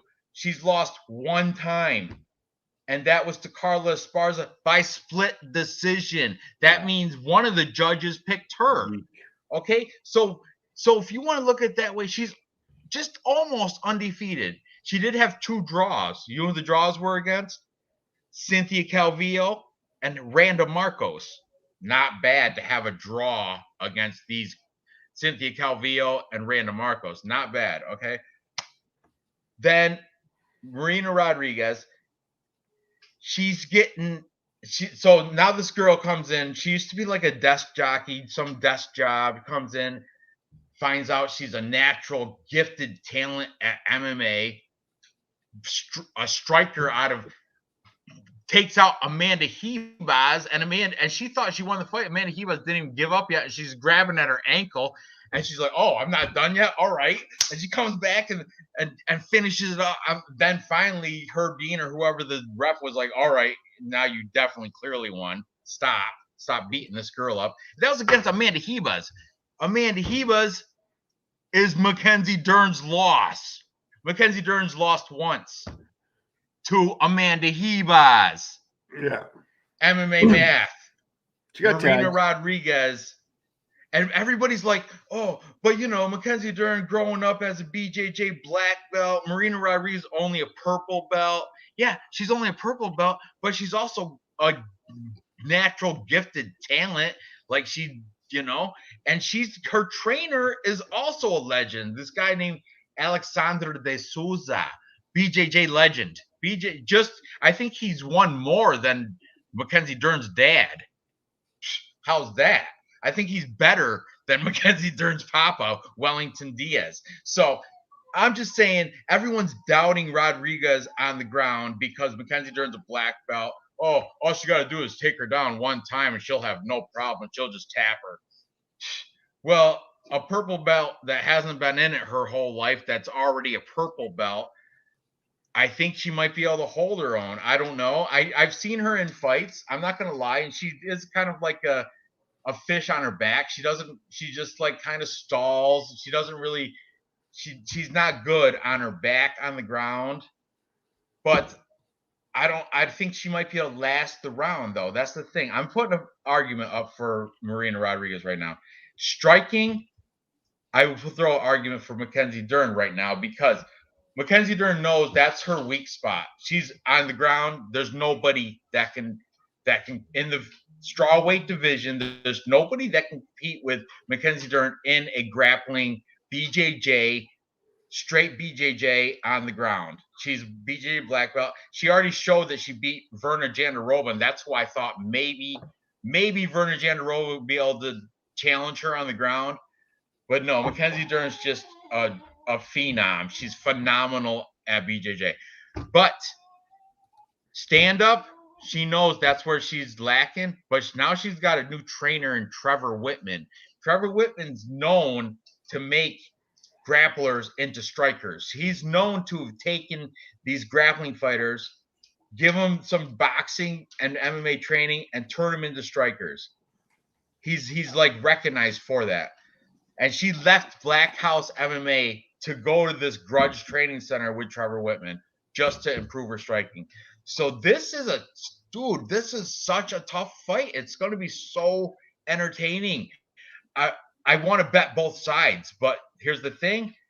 That shirt you're wearing, Plus Money Junkie, Mackenzie Dern by submission, when I looked last night, minus 105.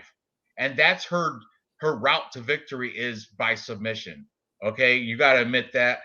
Marina Rodriguez, if there's any flaws in her game, it is not flaws, but she's not as good as Mackenzie Dern on the ground because Mackenzie Dern's dad, she grew up, after breakfast, she's going out on the mat and rolling around with people learning jiu-jitsu. Marina Rodriguez was playing volleyball and shit. So, but Marina Rodriguez stand up, 2 inches height, 2 inches reach advantage, and she hits hard. Like that Amanda Ribas fight, she was rocking her. I like watching that set where Amanda's like grabbing at her ankle, thinking, because Marina Rodriguez thought she won the fight. She was like, oh, she's done. But Amanda Ribas got that Amanda Ribas energy. She has a will. No, I'm not done yet. Oh, you're not done yet? Fine. She comes back and just whops her some more. And then finally, okay, now I'm done. But anyway, I like Marina Rodriguez on her feet, and I think that she's a viable live dog. That's all. What's your take on this fight? Please tell me what you got. Oh man, the stats are horrible. I don't like the stats on any of this stuff. The one thing I will say though is that how was the weight cut? They both look great. They both look great. You know what? Marina Rodriguez had a height, had definitely was the bigger girl, definitely bigger girl. But Mackenzie Dern has those lovely hips. I know, but I mean, you got it. Okay, now this is one thing that I am not crazy about is that Rodriguez is usually a flyweight. So she usually fights at 10 pounds heavier than Dern. And I realize Dern has better ground game, but Dern weighed in at like 5 pounds or half a pound under her limit. I'm worried how Rodriguez is going to gain that weight back. And if she does gain that weight back, that's going to be a huge advantage and a huge disadvantage for Dern on the ground. I'm not crazy about Dern here. I've got her in a parlay, which was, I don't know if that was a mistake or not, but I've got her in a not in a parlay, in a patent.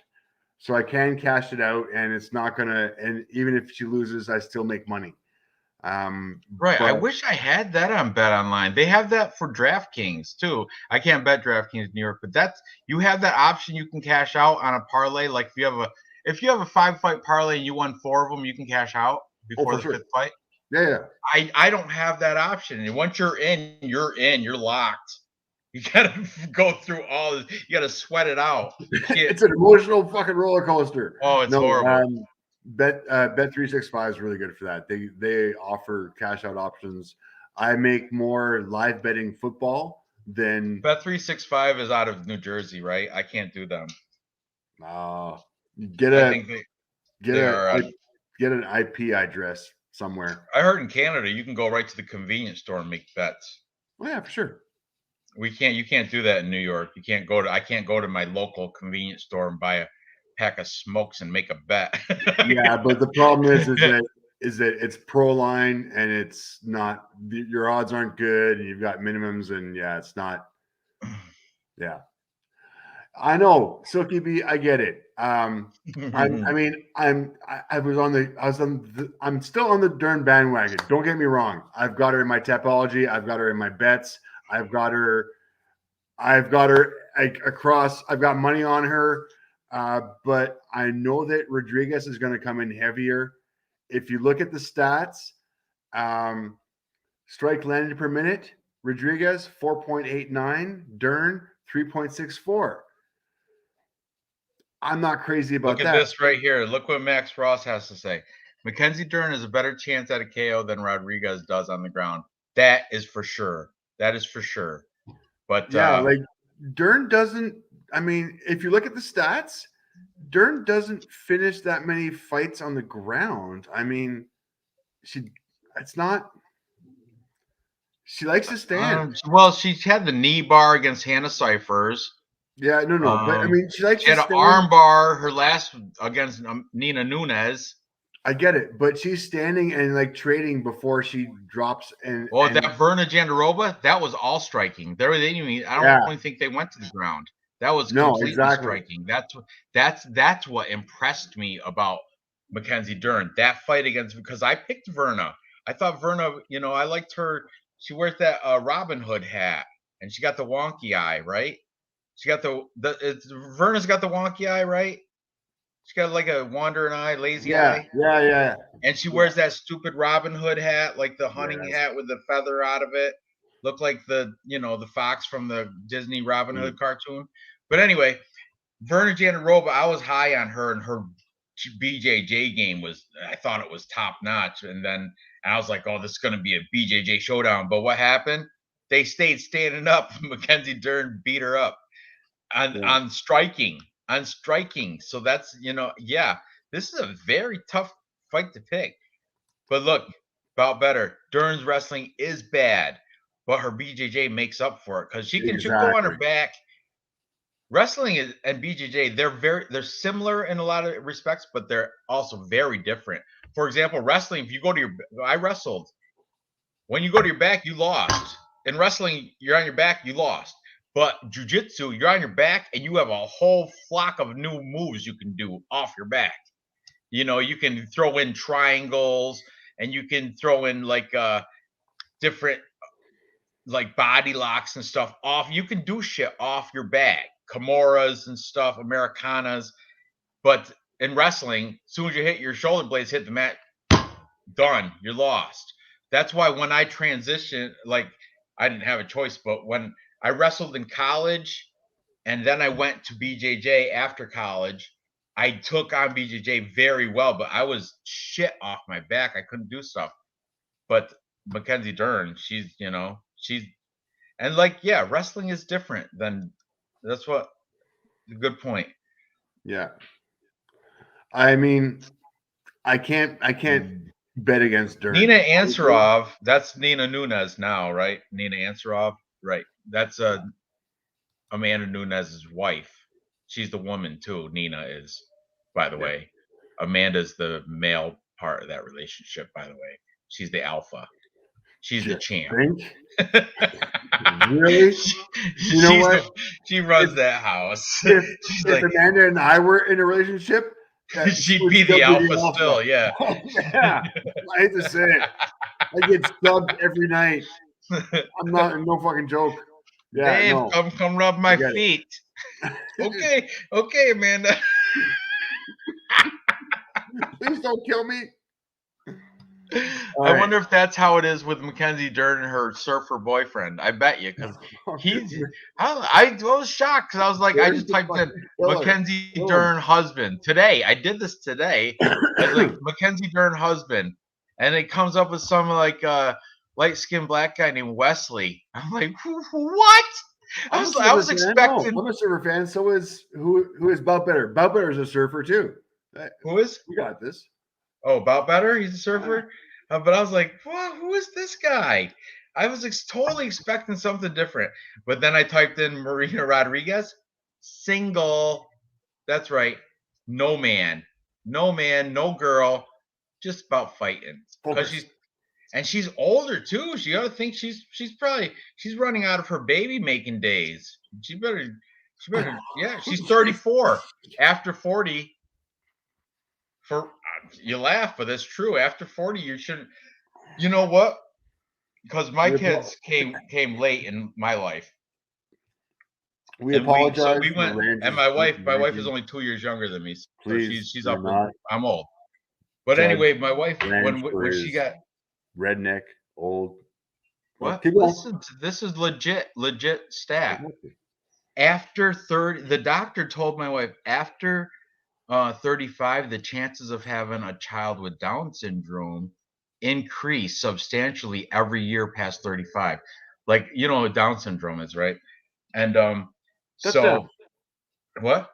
Nothing. Did you just make a joke about Down syndrome? No. But anyway, thankfully my kids don't have it. But anyways, the doctor said after 35 years old, your chances increase by like 40% at 35. 40% your chances of having a child with Down syndrome. Then every year after 35, it increases another 20% or something. Something phenomenal, crazy like that. And I was like, wow, no kidding. Because my wife was right there. She was at that, like, we could have, but she was like, I will still love it no matter what happens. I will, that's my wife, whatever. She's very lovable. Thankfully, neither one of my children had Down syndrome. So, but anyway, what I'm saying is Marina Rodriguez, 34, Mackenzie Dern, 28. Marina Rodriguez, and she's single too. So her life now, her life is fighting. Yeah. I'm willing to put money on the underdog here as a live bet over Mackenzie Dern. That's all I'm saying. I'm not trying to. I went off a little on a tangent there, a little off topic. I blame this stuff. Strawberry lemonade, truly. It better be low carb. It is low carb. All right. It's like, here, hold on. 5 grams. That's nothing. 5 grams. Killed it. Use that push-up fucking. Look at Real News MMA's parents were 36. He just dodged the Down syndrome. Just whoo. It was a close one. Look at that. You know about this place, Tofino? Oh man, it's a great place to surf. Awesome. Very. It's awesome. Money. It's getting too popular. Go away. Don't come to Tofino. Tofino's a horrible. Oh, look, place to the surf. surfer. Hold on, look at this hot take. The surfer is a BJJ black belt. I didn't know that. Because you look up him and it just says professional surfer. Thank you, Max Ross. I like the info. I like knowledge.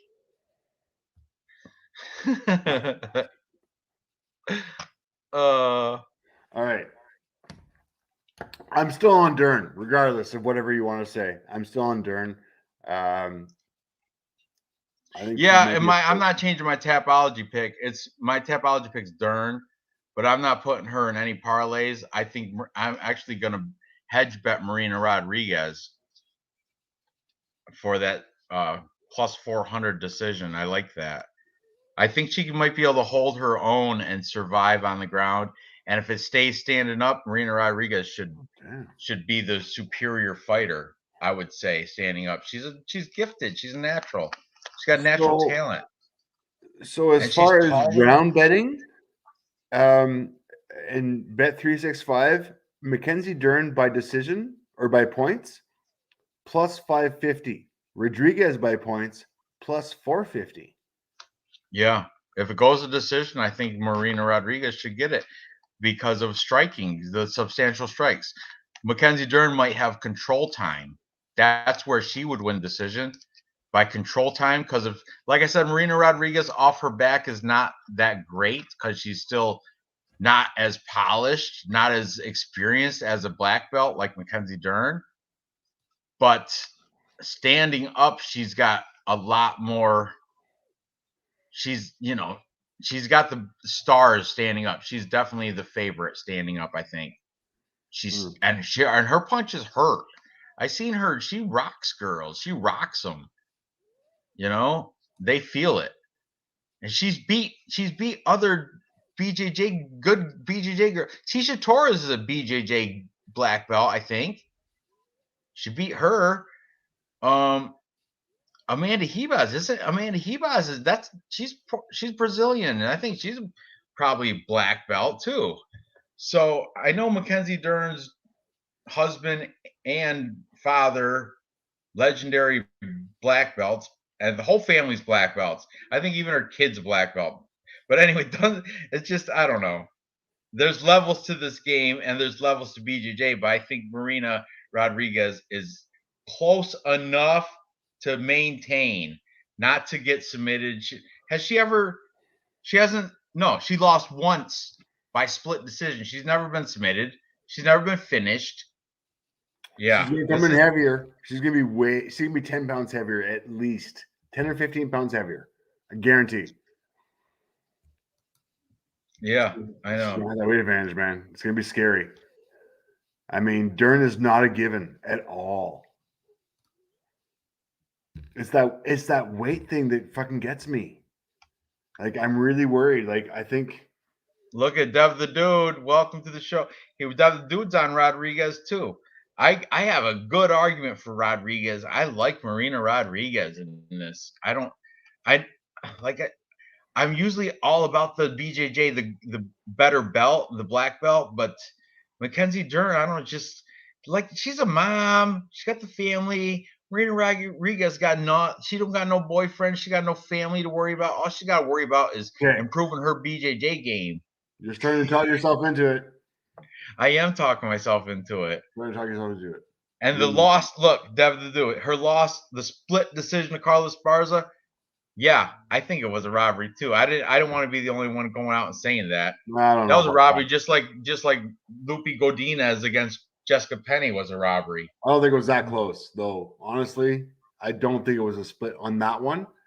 I don't think it was a split. It should have been unanimous. I'm not high on Carlos Barza. No, but on that fight, she won round 1 and round 3. She had it. Oh, look at Silky B saying Rodriguez said she might go for a sub. Imagine that. Good luck. What's the odds on that? Let's check the odds on that one. Yeah, I bet you that. I don't even have it open. I bet you it's got to be plus big money, because that is, nobody's guessing that. But remember when Fluffy Hernandez went against Rodolfo Vieira? Rodolfo Vieira, the black belt hunter, and Fluffy Hernandez submitted him. Remember that? Oh, shit happens, man. Shit happens. Rodriguez by sub is only plus 350. Oh, so it's viable. I guess. Yeah, a lot of people are. I think. Yeah, Mackenzie Dern is good, and she was raised on BJJ. By the way, Mackenzie Dern by sub minus 120. Yeah, I knew it was going to be a minus number. Bookies are kind of heavy leaning on Dern by sub. Even regardless of the weight difference, I mean, I'm sure they take that into account as well. Look, Mackenzie Dern submitted Gabby Garcia. Gabby Garcia is like 200 pounds too. She's a big girl. I know. That's why I'm not fading the weight cut. I'm all over Dern on this one, guys. I'm sorry. I think she's a parlay piece. I've got her in a patent. I'm all over Dern on this one. I don't even think Rodriguez has a chance. Right here, the MMA math again, like I mentioned earlier. The dudes pointed out, Dern got beat bad by Hebaz, and Rodriguez knocked her out in the second round. Amanda Hebaz, get to be that Amanda Hebaz energy. I get it. Okay. No. Yeah. I think I might go on Tapology and change my pick. Please do. We got a lot of different picks anyway. Let's make our 3-fight parlay. Yeah, okay. Okay. So let's pick 3 fights that we're both in agreement that we're pretty confident with. I know Matteos Nikolao is definitely on that parlay. I'm very confident with Matteos Nikolao, as you are too, right? All over it. Okay, so I'm gonna pull up Bet Online on my phone and do this as we're doing it. All right, so who you got? You pick the next one, and I'll tell you if it's a good one. I'm not gonna put Mariah Agapova in there. I'm not that confident. I'm confident, but I'm not that confident. I will go. I'm so fading Damon. I'm so fading No, Russell. I'm not doing that because I like Okay. Charles Hosa. Okay, so in that case, I will go Chris Gutierrez as a fucking lock. Yeah, he's a good one too. I'm confident with that pick. This is not going to be a good payout because all these guys are favorites, but still, they're confident already picks plus though. money. What do you expect? I'm already plus money. I'm already plus 114. So throw it Okay, down. good. Let's beef it up a little more. All right. Dead One the Beer more likes fight. Mazo. Well, I like Agapova. I told you in that. Yeah, me too. Sorry, Dev. Gutierrez. Yeah, we got Gutierrez, Silky B. Gutierrez. Hold on. Where are we at? Gutierrez and Matteos Nikolao, right? Right now, yeah. What is the other crap? Is there bare knuckle on tonight or something? Okay, Gutierrez, Matteos Nikolao, and one more. How about Randy Brown? No?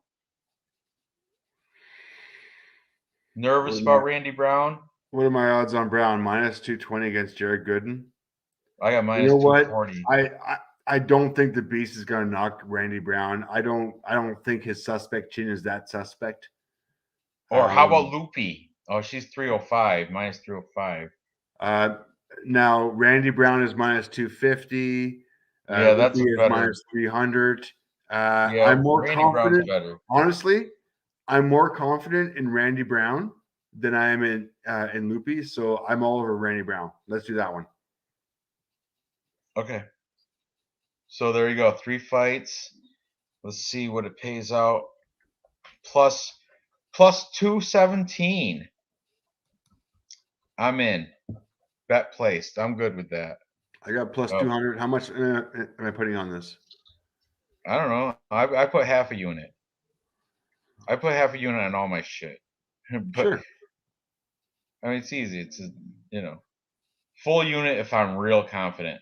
I'm pretty confident with this stuff. I'm kind of nervous. Jared Gooden could end Randy Brown. He could. It's possible because Randy Brown got the hammer fist from Nico Price from the back. That sticks in my mind every time I think about Randy Brown. I think about his loss to Nico Price off his back with the hammer fist. How do you beat somebody off your back with hammer fist? I know. Yeah. Well, ask Nico Price because he did it. And we're okay with the fact that Lupita is fighting a short notice fighter. Yeah, see, that one is scary. Lupita, I love Lupita Godinez, but that girl, I don't know anything about Silvana Gomez Juarez. I don't know anything about her. And she was supposed to, she's not like coming off no camp because she was getting geared up to fight at the Contender Series next week anyway. I mean, she's not even ranked. She's not even close to Lupita's, like, oh, look at quality. Here, look at Max Ross about James Cross stepping up about that Phil Hawes fight. That was a big mess, man. First, Duron withdrew because he's 5'6" and he was a big underdog, and Mallory Martin's picking on him. His girlfriend's picking on him. Wow. But I don't know. That's just hearsay. Starting to spread rumors now. But then who was it? Chris Curtis, right? Chris Curtis or something was supposed to fight, and I don't know. It was a big mess. I don't know why Phil Hawes declined, because Phil Hawes is a beast. I had Phil Hawes destroying Duron Nguyen, yet they're both national junior college champions. Duron Nguyen in high school went 163-3, his high school wrestling record. That's phenomenal, don't you think? Yeah, that's pretty good. 163-3. A lot of those are and you know what? Then he won. He was like All-American all through junior college and NIAI colleges. He was like unbeatable, All-American, won 2009, 2000, or not 2009, 2008 and 2010. He won the national junior championships, 185 pounds, and he was always 5'6". It's not like he shrank. So I don't know. People are, you know what I mean? People are fading him because of his height, I'm sure.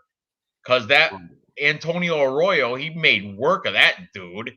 I lost money on that chump, Antonio Arroyo. Antonio Arroyo's a bum. I think Duron Wim took him down like 14 times or some shit in that fight. Unbelievable. Oh, look, Mackenzie Dern grew up in Arizona. Yeah, she tries to think she's got a Brazilian accent and brings an interpreter, a Brazilian interpreter with her. Just like Charles Rosa acts like he's got a Boston accent, but he lives in Florida. Yeah. I love it. I love the UFC. I think it's so colorful. It's so fun. Fucking soap opera. It's fucking great. That's great. Love it.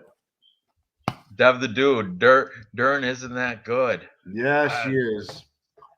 In submission grab BJJ, she is pretty good, but I don't standing up. Rodriguez got it. Yeah, that's it.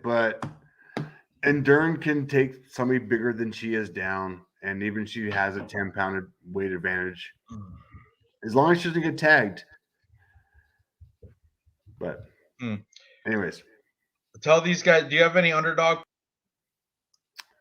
Tell them I gotta pee. Okay, let's have a look here. What we got? Come on. Underdog picks. I'm putting a little hedge bet on Taveros. I won't lie. I don't think he's going to win. In my Tapology, I've got Garcia. I get it. Lupita, I think, is pretty much of a lock. Rosa, I don't see him coming out with a win, so there's no underdog there. The Romanov-Vandera fight. All right, Romanov is a -700. You know what, guys? At a +500, Vandera is worth just a little hedge bet. Let's be honest. Like, it might happen, it might not, but it's not worth a parlay. It's not worth anything. It's just worth a little sprinkle on Vandera to see what happens. Gutierrez, I think, is pretty much of a lock. My underdog pick of the night, and this one I think is pretty serious. Mariah Agapova. She is a +150 right now. And I mean, if you watch the breakdown, she has a legit chance. I mean, this is not only is a coin flip, I think it's a coin flip in her favor. I think she has the odds on. She is the odds on. If you break it down, she's the odds on favorite. So I don't think Elliott's going to do any good. I have little doubts on Gooden. Rodriguez, no. So my underdog pick of the night, and this is really my only one that's not a favorite, is Agapova. She is my dog pick of the night. Gotta admit. Yeah, I'm big on Agapova too. I'm gonna put her in I have her in a parlay already with Nikolao, and it was Phil Hawes until that fight fell out. So I'm gonna throw in another parlay with a couple other people. Do I have any other dogs on this card? Well, Marina Rodriguez. Honestly, my main one's got to be her. I don't see anybody else coming in. There's only 9 fights on this card, so it's hard. I know it's hard. It's hard. Well, that's my dog pick of the night. That's the only dog pick. No, I'm kind of going with Charles Rosa. He'd be my second dog pick of the night. I did make you've been drinking. So have you. And so what? Charles Rosa does have a shot. He's coming off a win against Guitar Hero Justin James. Split decision too. It was a close one, but Justin James put his whole purse on that fight. Oh, see, you know what? And what's great about the new P Diz, which is Dead the Dude, is that he wants Rosa too. So you guys can have Rosa. All of you guys. You guys take Rosa. I'll take Damon Jackson. Oh, I can't wait till tomorrow when I message you and say "told you so" after Rosa beats Damon Jackson by decision. You know what? I'm so confident. I'll bet you a T-shirt. Huh? I'll bet you a T-shirt. Sure. Did you get the second one I sent? No. Not yet. But I live in the middle of buttfuck nowhere. Yeah, so I know. It said like somewhere between the 6th and the 10th. Oh. Weird. I'll Revelstoke. go have a look. I haven't checked my mail in a couple of days, but I do live in the middle of nowhere. Ridiculous. Okay, well, I don't know. I got underdog odds. That's not a good bet. I'm getting shafted. I have to, so you know what I'm saying? You got the favorite. That's an easy bet for you. Yeah. Picking the favorite's always easy. That's like Vlad saying a female fight's going to go over half a round. Dude, I'll put money on that shit all day long. You want to bet shit on that? Bring it on. You know what? You know what female fight? You know, female fight may not go over half the. You know, the Marina Rodriguez Mackenzie Dern's a 5-round fight, and right now the over 2.5 is plus money. Over half the fight. It's a 5-round fight. If you think it's going to go over 2.5, you will make plus money. If you think it's like Dern is going to get a sub or Rodriguez is going to get a knockout before the 2.5 round mark, that's the negative. That's the favorite. That's the bookies think that. Yeah, and by the way, the bookies fight to go the distance. Yes, plus 200, no, minus 275. So this one ain't going the whole way. There's no way this is going the whole way. I think it is. I think it is because Marina Rodriguez has never been finished. Mackenzie Dern finishes everybody. What do you mean? She does not. She went to decision with Verna Jandarova. She went to decision with and lost to Amanda Hibas. Yeah. I think I got Marina Rodriguez winning by decision, by out. You're forgetting more significant she armbarred Nunes in round 1, and she armbarred Marcos in round 1. She knee-barred Cyphers in round 1. She rear naked Hannah Cyphers is like round 1. Her jiu-jitsu is probably good as Tim Elliot. I think she's a blue belt, Hannah Cyphers. So she's a country girl. She throws hay. She got horses. She's for real. She's a striker. Okay. Nina Nunes, her only she's like what's her maiden name? Askarov or Ansarov, right? So what is she like? I guess she's a Dagestani or something. She's like that She got that Russian wrestling, but. Oh, man. But I mean, I don't know. Rodriguez. I'm on Dern, man. I got this. Gianni is on Dern. She lives high. Gianni the Greek is on Dern. Don't make me agree with Gianni. Agapova is a pill addict. Xanax, Oxys, and Vicodin. Vicodin. You know what? Earlier somebody was saying John Jones beat Cormier on crack. John Jones is high on crack when he beat Daniel Cormier, when he beat DC. You know what? Agapova is 24 years old, in Florida, traveling from MMA Masters to Sanford to ATT Sunrise, living her life, 24 years old. I see pictures on Instagram. She's in front of like fancy sports cars and shit, and she's from Kazakhstan. They still got horse and carriage over there. I'm not shitting you. So yeah, I think she's not an addict. I think she just likes to party. Yeah. I hope. Simple Man's got it. Huh? Bet on the partier. I'm gonna bet on Dern. Yeah, me too. I'm gonna bet on the Agapova too. I'm betting on the partier. I know how it is. I was in college. She's 24. She's not even in college. She's just fighting. You mean you're gonna bet on Rodriguez? I'm betting on Rodriguez too. All right. I told you that. I got it. I'm on Dern. I'm going to switch my pick on Tapology from off of Dern onto Rodriguez. I talked myself into it. I got you. MMA math. Amanda Hibas. That's the factor. Amanda Hibas. Dern. My dad's Wellington Diaz. So what? He's not even. I don't even. He's great. He's a legend. My baby's daddy's a surfer and a BJJ black belt. But I never heard of him. I got Wesley Santos. He don't fight. If you check him on Wikipedia, he's just surfer, professional surfer. Wesley Santos. His name's Wesley. All right. So we got our parlay put in. I've already put. Yeah, let me see if I can pull it up on Bet Online on my laptop so I can click copy. No, I can't do it. But anyway, it's like Nikolao, Brown, Gutierrez is one of my parlays. Dern, Nikolao. Gutierrez, Nikolao again. I'm gonna type it out for these kind folks in the chat. And for fun, I got Banderas by decision. 3-leg parlay.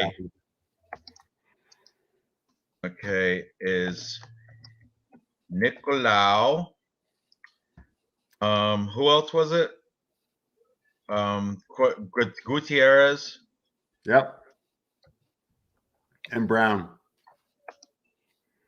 And we should change that to Agapova. I've definitely got some bets on Agapova. Let's do it. Well, I got enough money. I can make another bet.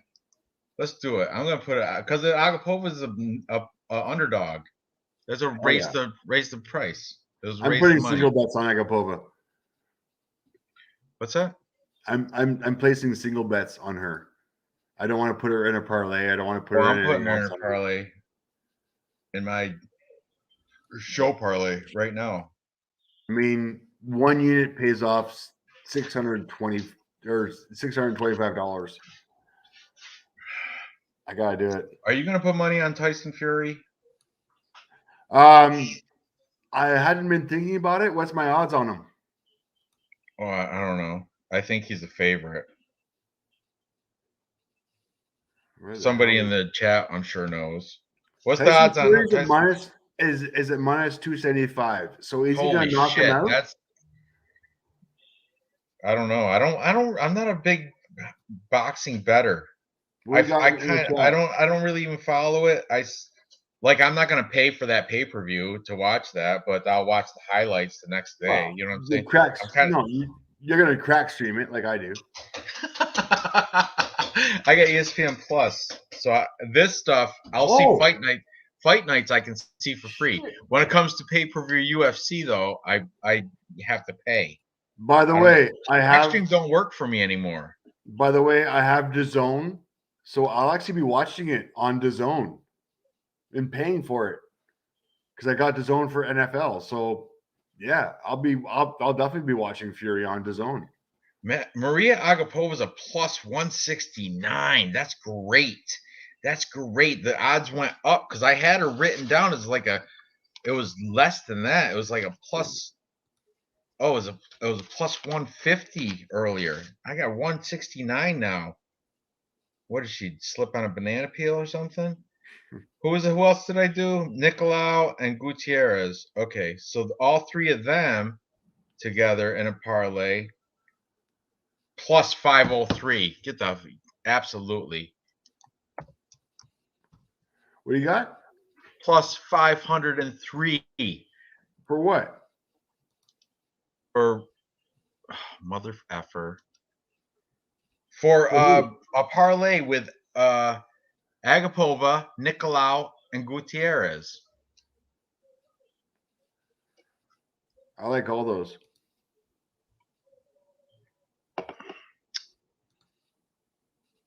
Plus 436 is mine. Oh, I'm all over that. Sorry, Ranj. I think you lost your stream.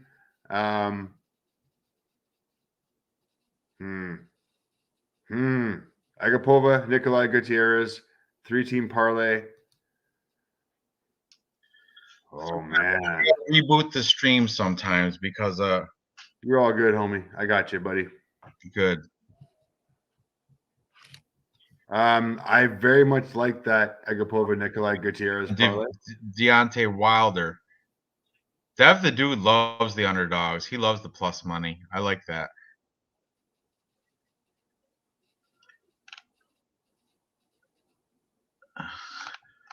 Okay, now I'm gonna throw that up again. It was Agapova, 3-leg parlay.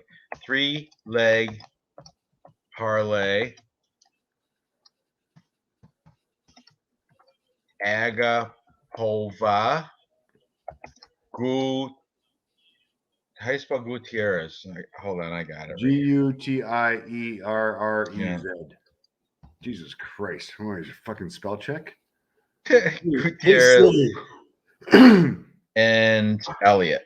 Or not Elliott, Nikolao. I feel like I'm young Jamie on fucking Joe Rogan's podcast.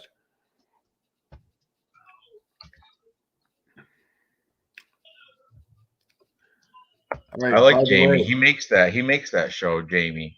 He does all the footwork. A patent on Agapova, Gutierrez, Nikolao, a patent for $350 pays off $1,000. On this bet right here I just posted, Agapova, Gutierrez, Nikolao. Yep. Plus 503, I got it. So I dropped 350, and if that comes in on a patent, it comes in at 1,000. And patent is 7 bets. Oh, you did it like a round robin type deal. Yeah. Awesome. Good for you. I don't got it like that. I got car payments to make, man. Good luck, man. You know who else is a big better? That SE UFC predictions. He bets big, like he got limited from these betting sites because he was betting like 10,000, 15,000 on a single fight. I'm like, wow, that's crazy. Unless he's lying on his channel, I don't know, but that's nuts to me. I wish I had it like that. I'm just an average middle wage guy, median. I'm low wage. Not with that type of bankroll. Basically unemployed. No, you have a job, and you have family money.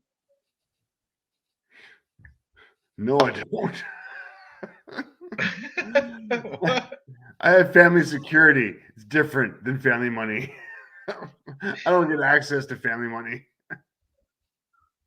Look at Noah's saying when Tim Elliot beats Nikolao, I want my props. He's not gonna. He's a blue belt. Nikolao's a black belt. That's why. You know what? I had Tim Elliot for real. Before I found that out, I had Tim Elliot because he's got a wild style. He's aggressive. He comes out there to win. He'll fight for your dollar. And I know it's MMA, but I heard.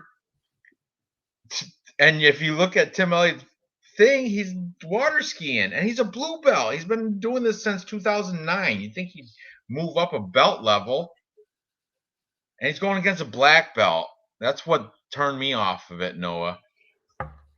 Nikolao's a black belt. Tim Elliott's a blue belt. Blue is one level up from white.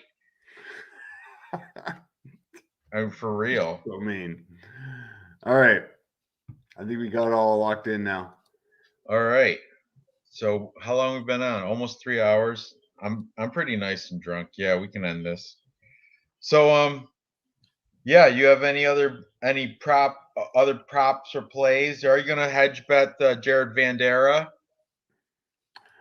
Man, let me see. So he's like a plus 450.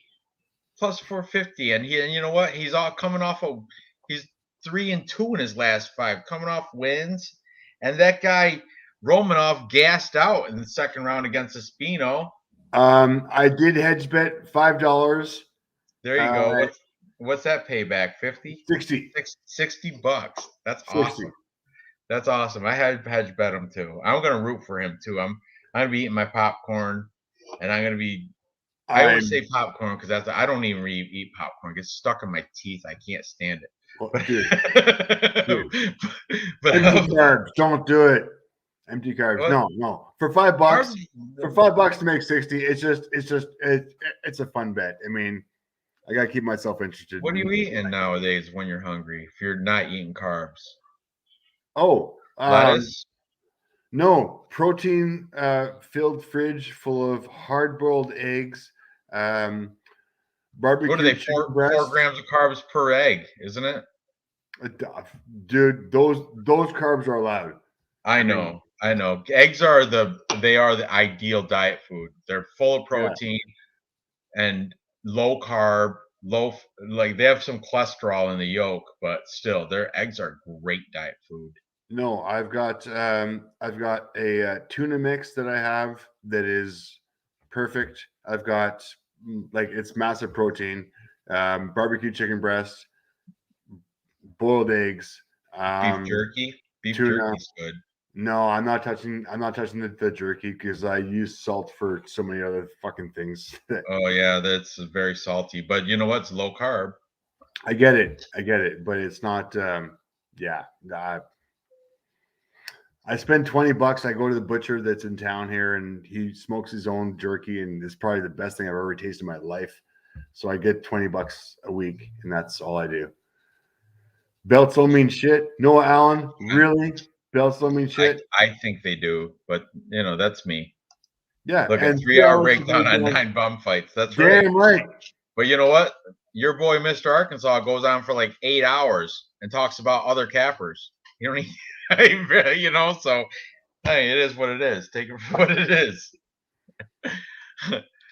All right, yeah. I guess we got to sign off. People are here sick of hearing our voices, I guess. I'm sick But of it. I appreciate everybody that was in the chat.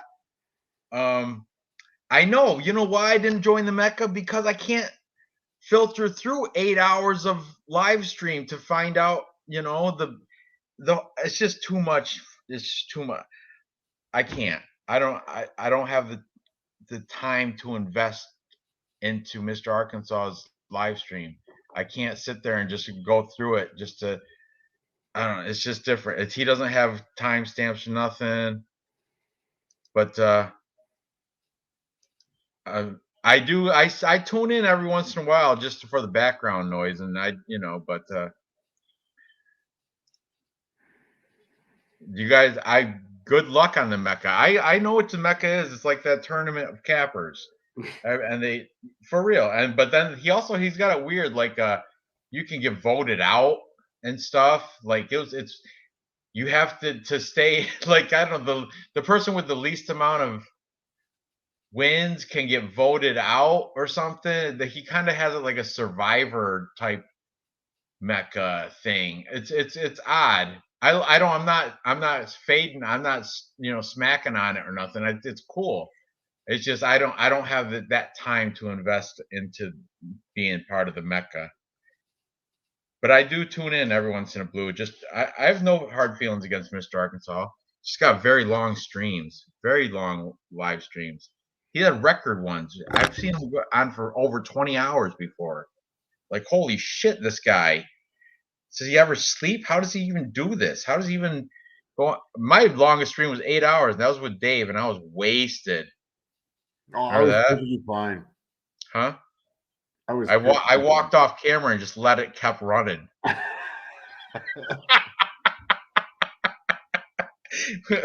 I remember saying I was like it's in the archives, and it said the last thing I said was like, all right, I gotta end this. We're getting into gay shit. It got bad. It got dirty. Go back in the archives. Check it out.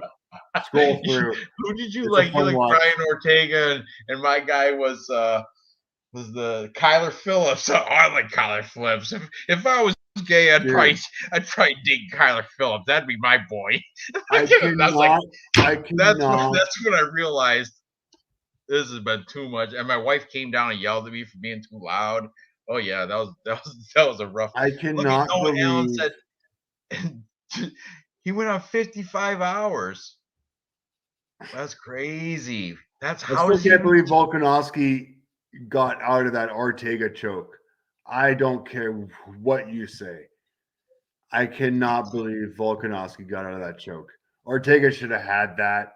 I have a new respect for Alexander Volkanovski. Yeah, you know what? Honestly, after that, me too. Because you know what? I think he got a robbery win over Holloway. Yes, he did. He did. That Holloway fight, Holloway outstruck him, and he should have won that. But you know what? So I had friends over for that fight. I had 4 of them that bet on Holloway, and I was like, you know what? For fucking shits and giggles, I'll put $5 on fucking Volks against all you guys, and I fucking won, and I could not believe it. It was in the judges' decision. I was like, all right. I was taking out my wallet. I was like ready to pay everybody, and somehow he won. I couldn't believe it. But yeah, After He's the seeing real him deal, get out though. of that He's choke, very good, but he did get the robbery win over he did. He Holloway. did. But he's But he legit. redeemed Like himself right on that now, he can't Ortega. beat Like him. honestly, getting out of that choke, that was something like just I don't think anybody could have gotten out of that. And Ortega that's choke. why and you know what? He's the reason why I picked the underdog Jamie Malarkey last week when nobody else was taking him, because Jamie Malarkey trains with the guy. Yeah. Yeah. And I remember I was like one of the only people taking Jamie Malarkey. He came out on top. Yep, just like this weekend with Charles Hosa. You're dreaming, homie. He's the only underdog I got. Everybody else is a favorite. Everybody else, I feel kind of bad, but it's just kind of how it's going to go. Loopy's going to win. Steve Garcia. I so want Jared Vandera Mountain to win, but he's not gonna. Probably he's just not gonna. Chris Gutierrez, that's a confident pick. There's only 9 fights. I might get a perfect card. Good luck. All I just got to make sure. The only one I'm worried about is Charles Hosa. Yeah, no kidding. I would be too. I was a little worried about Phil Hawes too, but that's not happening. So our Charles Rosa is our t-shirt bet. I don't know. You got how about I'd rather do how about Marina Rodriguez, Mackenzie Dern being our t-shirt bet. Except that's another one you're taking. We got it. You got the favorite again. We got it. You know what, dude? I found this Japanese t-shirt that it's like $50. I'm gonna send you the fucking link. Whoever wins that fight gets that t-shirt. Let's do it. It's $50. $50 t-shirt. Why the fuck would I do that? Fuck yeah. Let's do it. Why would I do that? It better be an awesome t-shirt. It's pretty fucking cool. I won't lie. Does it have Japanese letters or something on it? Why do you know it's Japanese? Got lots of stuff. You'll like it. You'll like it. That's weird. You'll fucking wear it proudly if you win. I will send you a link. Garcia. Yeah. And look at you're taking there's one of your underdogs. You're taking Ontiveros. I did no. I'm putting a scratch off on him. All right, let's be honest. Right. Well, you're picking them in Tapology too. Yeah. Tapology, that's your final pick. That's your what's your final answer? In Tapology, you can only pick one. You can't hedge bet, and you got to pick one. You got to pick the winner. In the cage. He fights with his hands down, but his kicks are amazing. Oh, when he says I quit, when he says I'm done, it sounds like no other. It sounds like I'm done. I can't go on anymore. The guy took me down. I quit. Yeah, you're right. Chop him down like a tree. You're going to see those leg kicks. Chop him down like a tree. You're going to see a triple G stance change. No. I did a triple G parlay. I did Garcia, Godinez, and Gutierrez earlier this week, a triple G guard. But now that was when Godinez was fighting the other girl, Sam Hughes. I was almost said Sarah Alpar. That girl, she's a mess. But anyway, when Godina was fighting Sam Hughes, now I think Godina even more. I think. I don't know. I don't know anything about Silvana Gomez Juarez. I have no idea. She's just a big question mark for me. I have no idea if she's even good. Run away. Don't bet it. I got her. I don't know. I like Godinez on Tapology. You got it. You're not betting it, but you have to make a pick. Yeah. Oh yeah, I got it. You picked You picked Loopy, right? Yo, fuck yeah. Yeah, absolutely. Canadian. I have to. Yep. She fights a fucking 7 hours away. 7 hours away. Yeah, I'm picking her. No fap. No fap. I'm picking Loopy on the no fap. I can't say the same for Dern versus Rodriguez, only because Dern's got those hips. Her face could use some work though. Especially in the fight poster, she looks so. She looks so much better. We apologize for any offenses that we do when we're having a few too many drinks. Whatever. Don't know what the fuck we're talking about. I've been drinking all night. So I got, and I don't care. Whatever. I'm very opinionated sometimes. I know. It's my life. Thus is my life. I like Mackenzie Dern though. I do like Mackenzie Dern.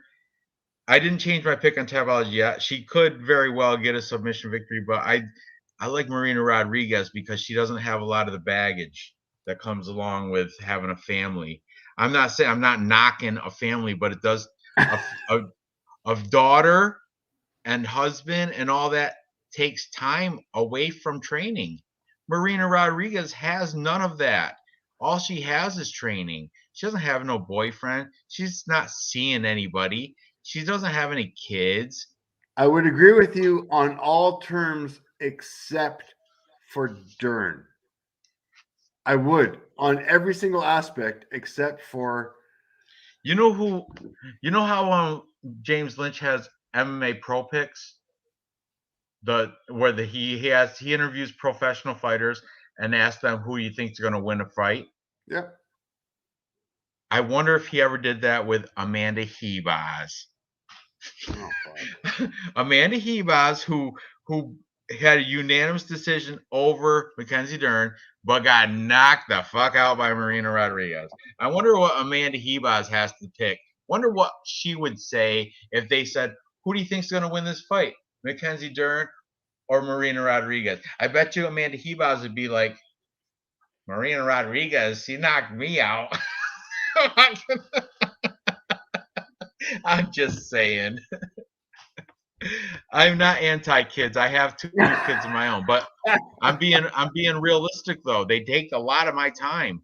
They take a lot of my time. Dude, we love it. Dude, we love it.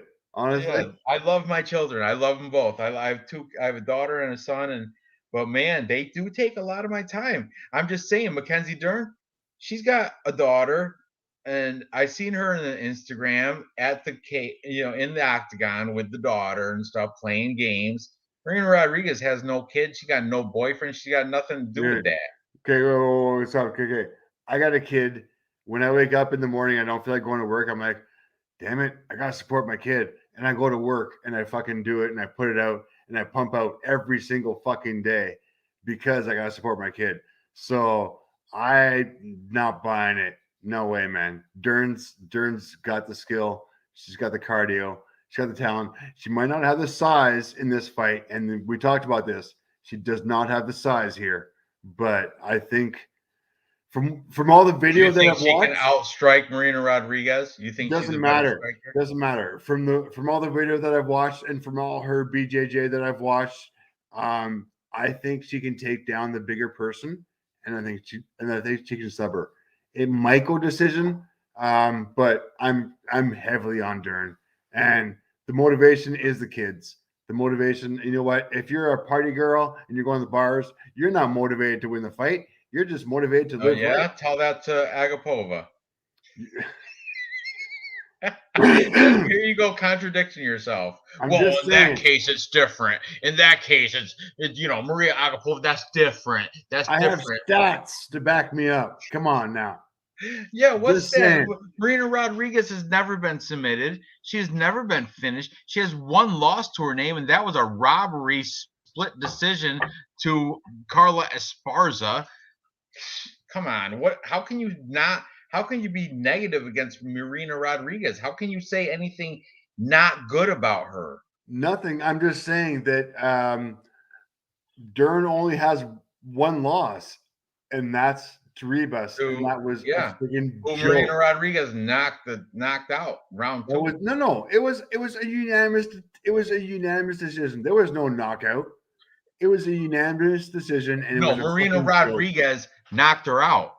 I remember Amanda Hebaz was clawing at her ankle. Remember that whole thing about Marina thought she was done, and Amanda's like, "No, I'm not done yet. I'm not." And then she's like, "Oh yeah, you are." And then she turned back, and the ref was like, "Oh, it's still on. She's not knocked out yet. Oh, now she is." Boom, boom, boom. Yeah, go watch that fight again. Marina Rodriguez is the real deal. She's gonna put a hurting on Mackenzie Dern. Now I was on the fence still because Mackenzie Dern's younger, but now you know what? Marina Rodriguez, she's the gift. She's gifted. gifted. She's a prodigy. She was destined to become an MMA strawweight champ.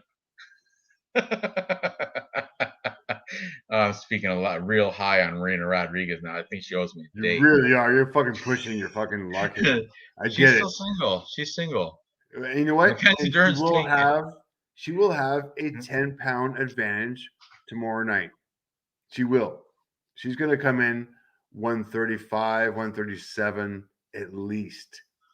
At least. You think so? I don't know, maybe. But it doesn't matter. Mackenzie Dern tapped Gabby Garcia. That's Gabby Garcia is $195 or something, 205. She's my size. Yeah, she's a light heavyweight. Gabby Garcia is my type of girl. All right, homie. All right, guys. I appreciate everybody in the chat. Thanks for tuning in. Stick with me. By the way, I surpassed 700. I'm at 701. Fuck yeah! It took a little begging. I had to beg pretty much last night. I'd be like, man, I was at 698, and then I fell off at 696. Now I'm at 696. Come on, guys. Tell your cousins, tell your girlfriends, tell your friends, tell your parents, tell somebody. I need 700 now at 701. So I appreciate any subscriber that subscribes to Capper Comparison Picks. I totally appreciate it. So does Dave in a different way, reflectively. Dave's a supporter. Anyway, I appreciate you all watching, and good luck on your bets tomorrow.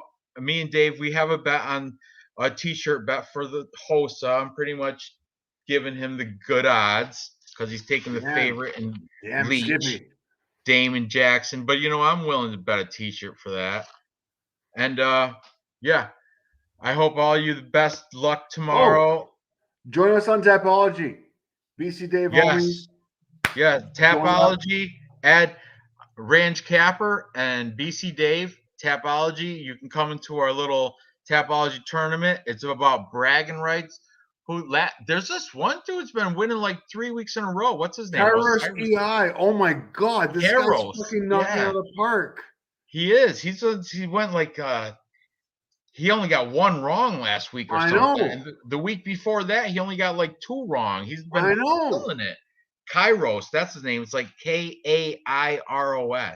EI. I'm gonna fucking start calling him up and fucking getting his. You should bring him on the show. Put him in the chat. Damn. That dude, he's a good picker.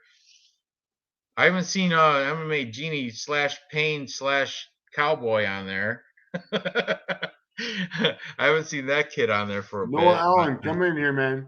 Tapology, BC Dave, I'm on there. Yes, Noah Allen, I would love to see you on Tapology. Fuck yeah. Dave's got the game on. Raymond Reddington, he did better than me last week. He does good too, man. Raymond Reddington, he's another chatter. Ice Viking, Kairos EI. Kairos EI, though, that kid is good. Who I don't know if it's a kid, boy, man, girl. I don't know who that is. You're going up against the best here. Really the best. If you think you can fucking keep up with these guys, this guy, that means you got perfect cards because this guy's coming very close to a perfect card. My tournament is very close. Top. You got to come up with your game here, guys. You guys want to try? Go ahead. Best of luck. Oh, look at Noah Allen got second in the world before. Oh, yeah. Good luck. Come on in with my fucking game. Yeah, do it. Noah Allen. Nick, you too, Nick. Nick Alexander, Noah Allen. Add BC Day. It's easy to find his name. But Ranj Capper, you can do mine too. I got a picture. I got a Flash t-shirt on. But anyway, yeah, find us. And through that, Dave can Dave's the guy, what do you call the commissioner or whatever? He's the one that sets the game up. So go find Dave. He'll get you on. What? Cairo's piece of piss.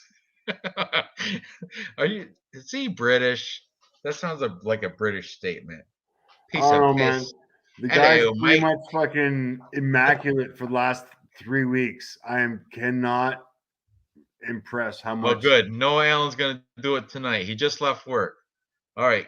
Good man. Good man. Once you get home, go on, add BC Dave, and he'll invite you to the game, and we can have a little friend. Aussie. Yeah, I knew it. I saw the piece. I got caught that with the piece of piss. Really? A He's got piece. kangaroos, and he thinks he's like, Hey, yeah, you no know shit. what? Doesn't Really? like Australia have like a spider season where everything's covered with webs? That just freaks. My son showed me. He's like, "Look at Dad." He's like, "You think that's snow? All that white stuff? It's not snow. That's spider webs." I'm like, "What the fuck?"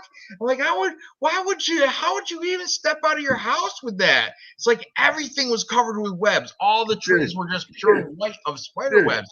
I'm like, No, stop. You got mouse season where the mice go fucking nuts. You got fire season. You've got fucking fire season. Really? And then the drought. No thanks.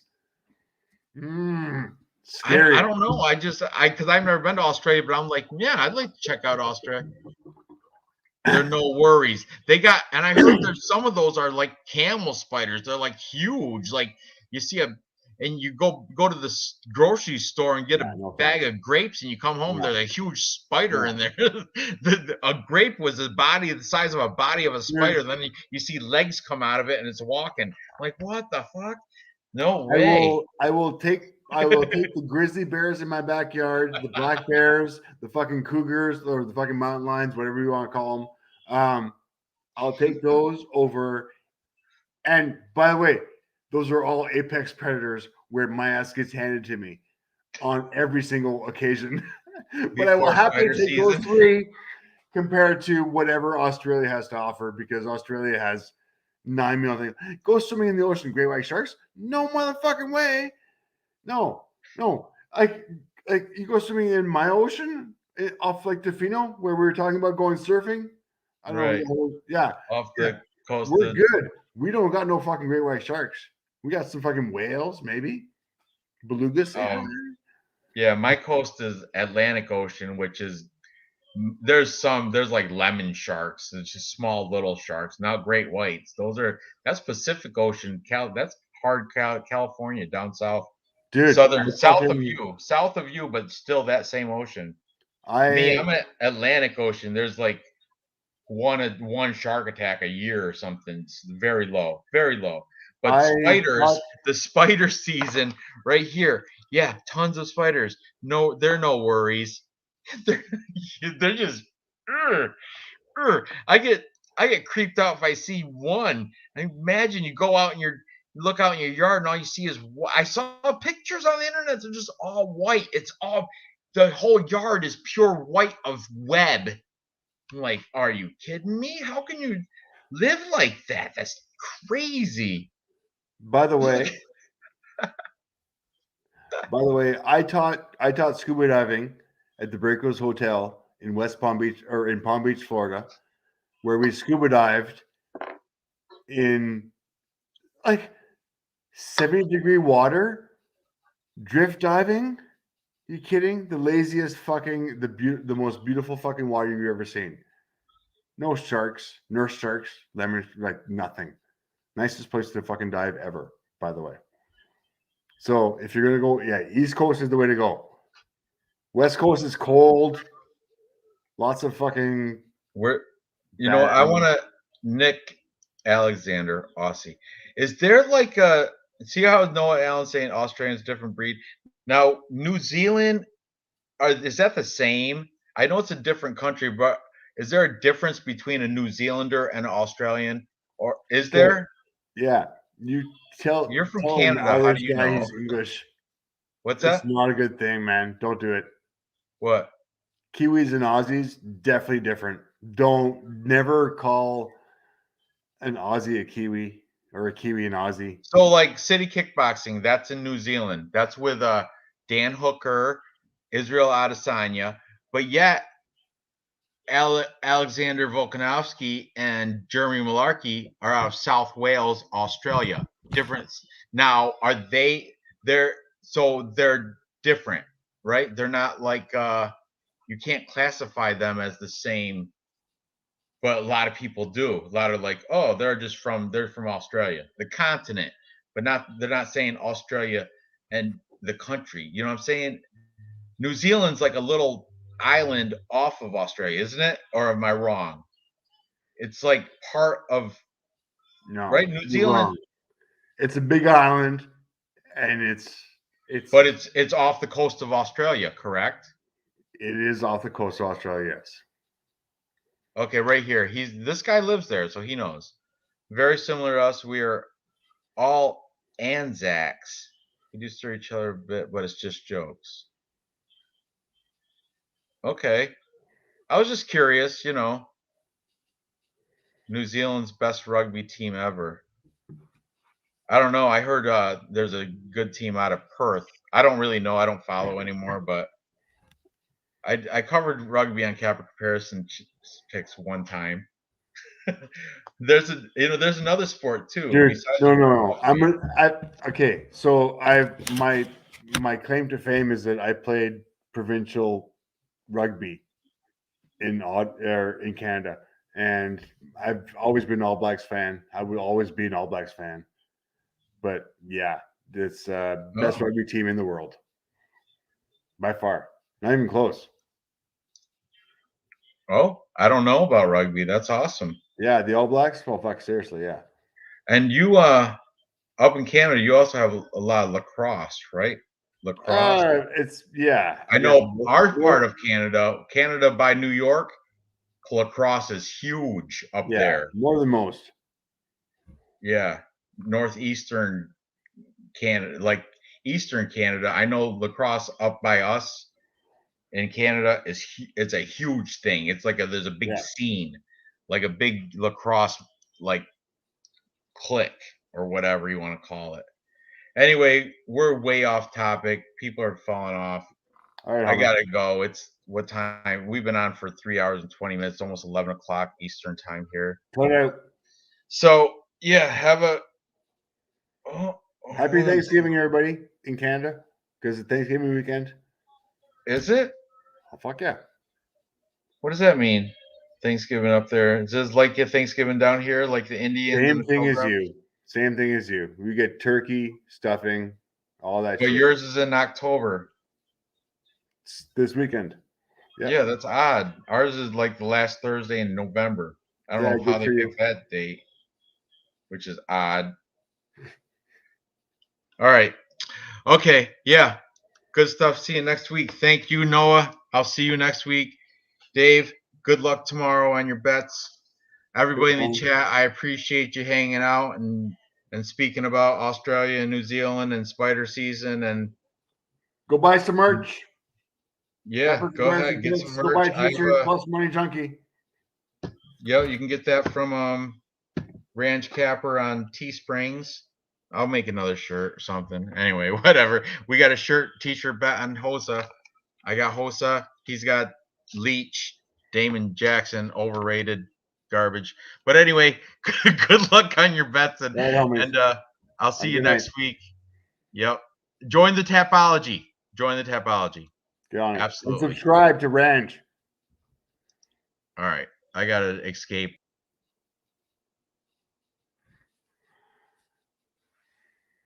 If I'm still on, still clicking, I'm gonna. All right. You guys want to watch me fucking hang out? I'll fucking hang out. Sure. What do you guys want to talk about? Chat is live. Ranj is, I don't know what the hell Ranj is doing.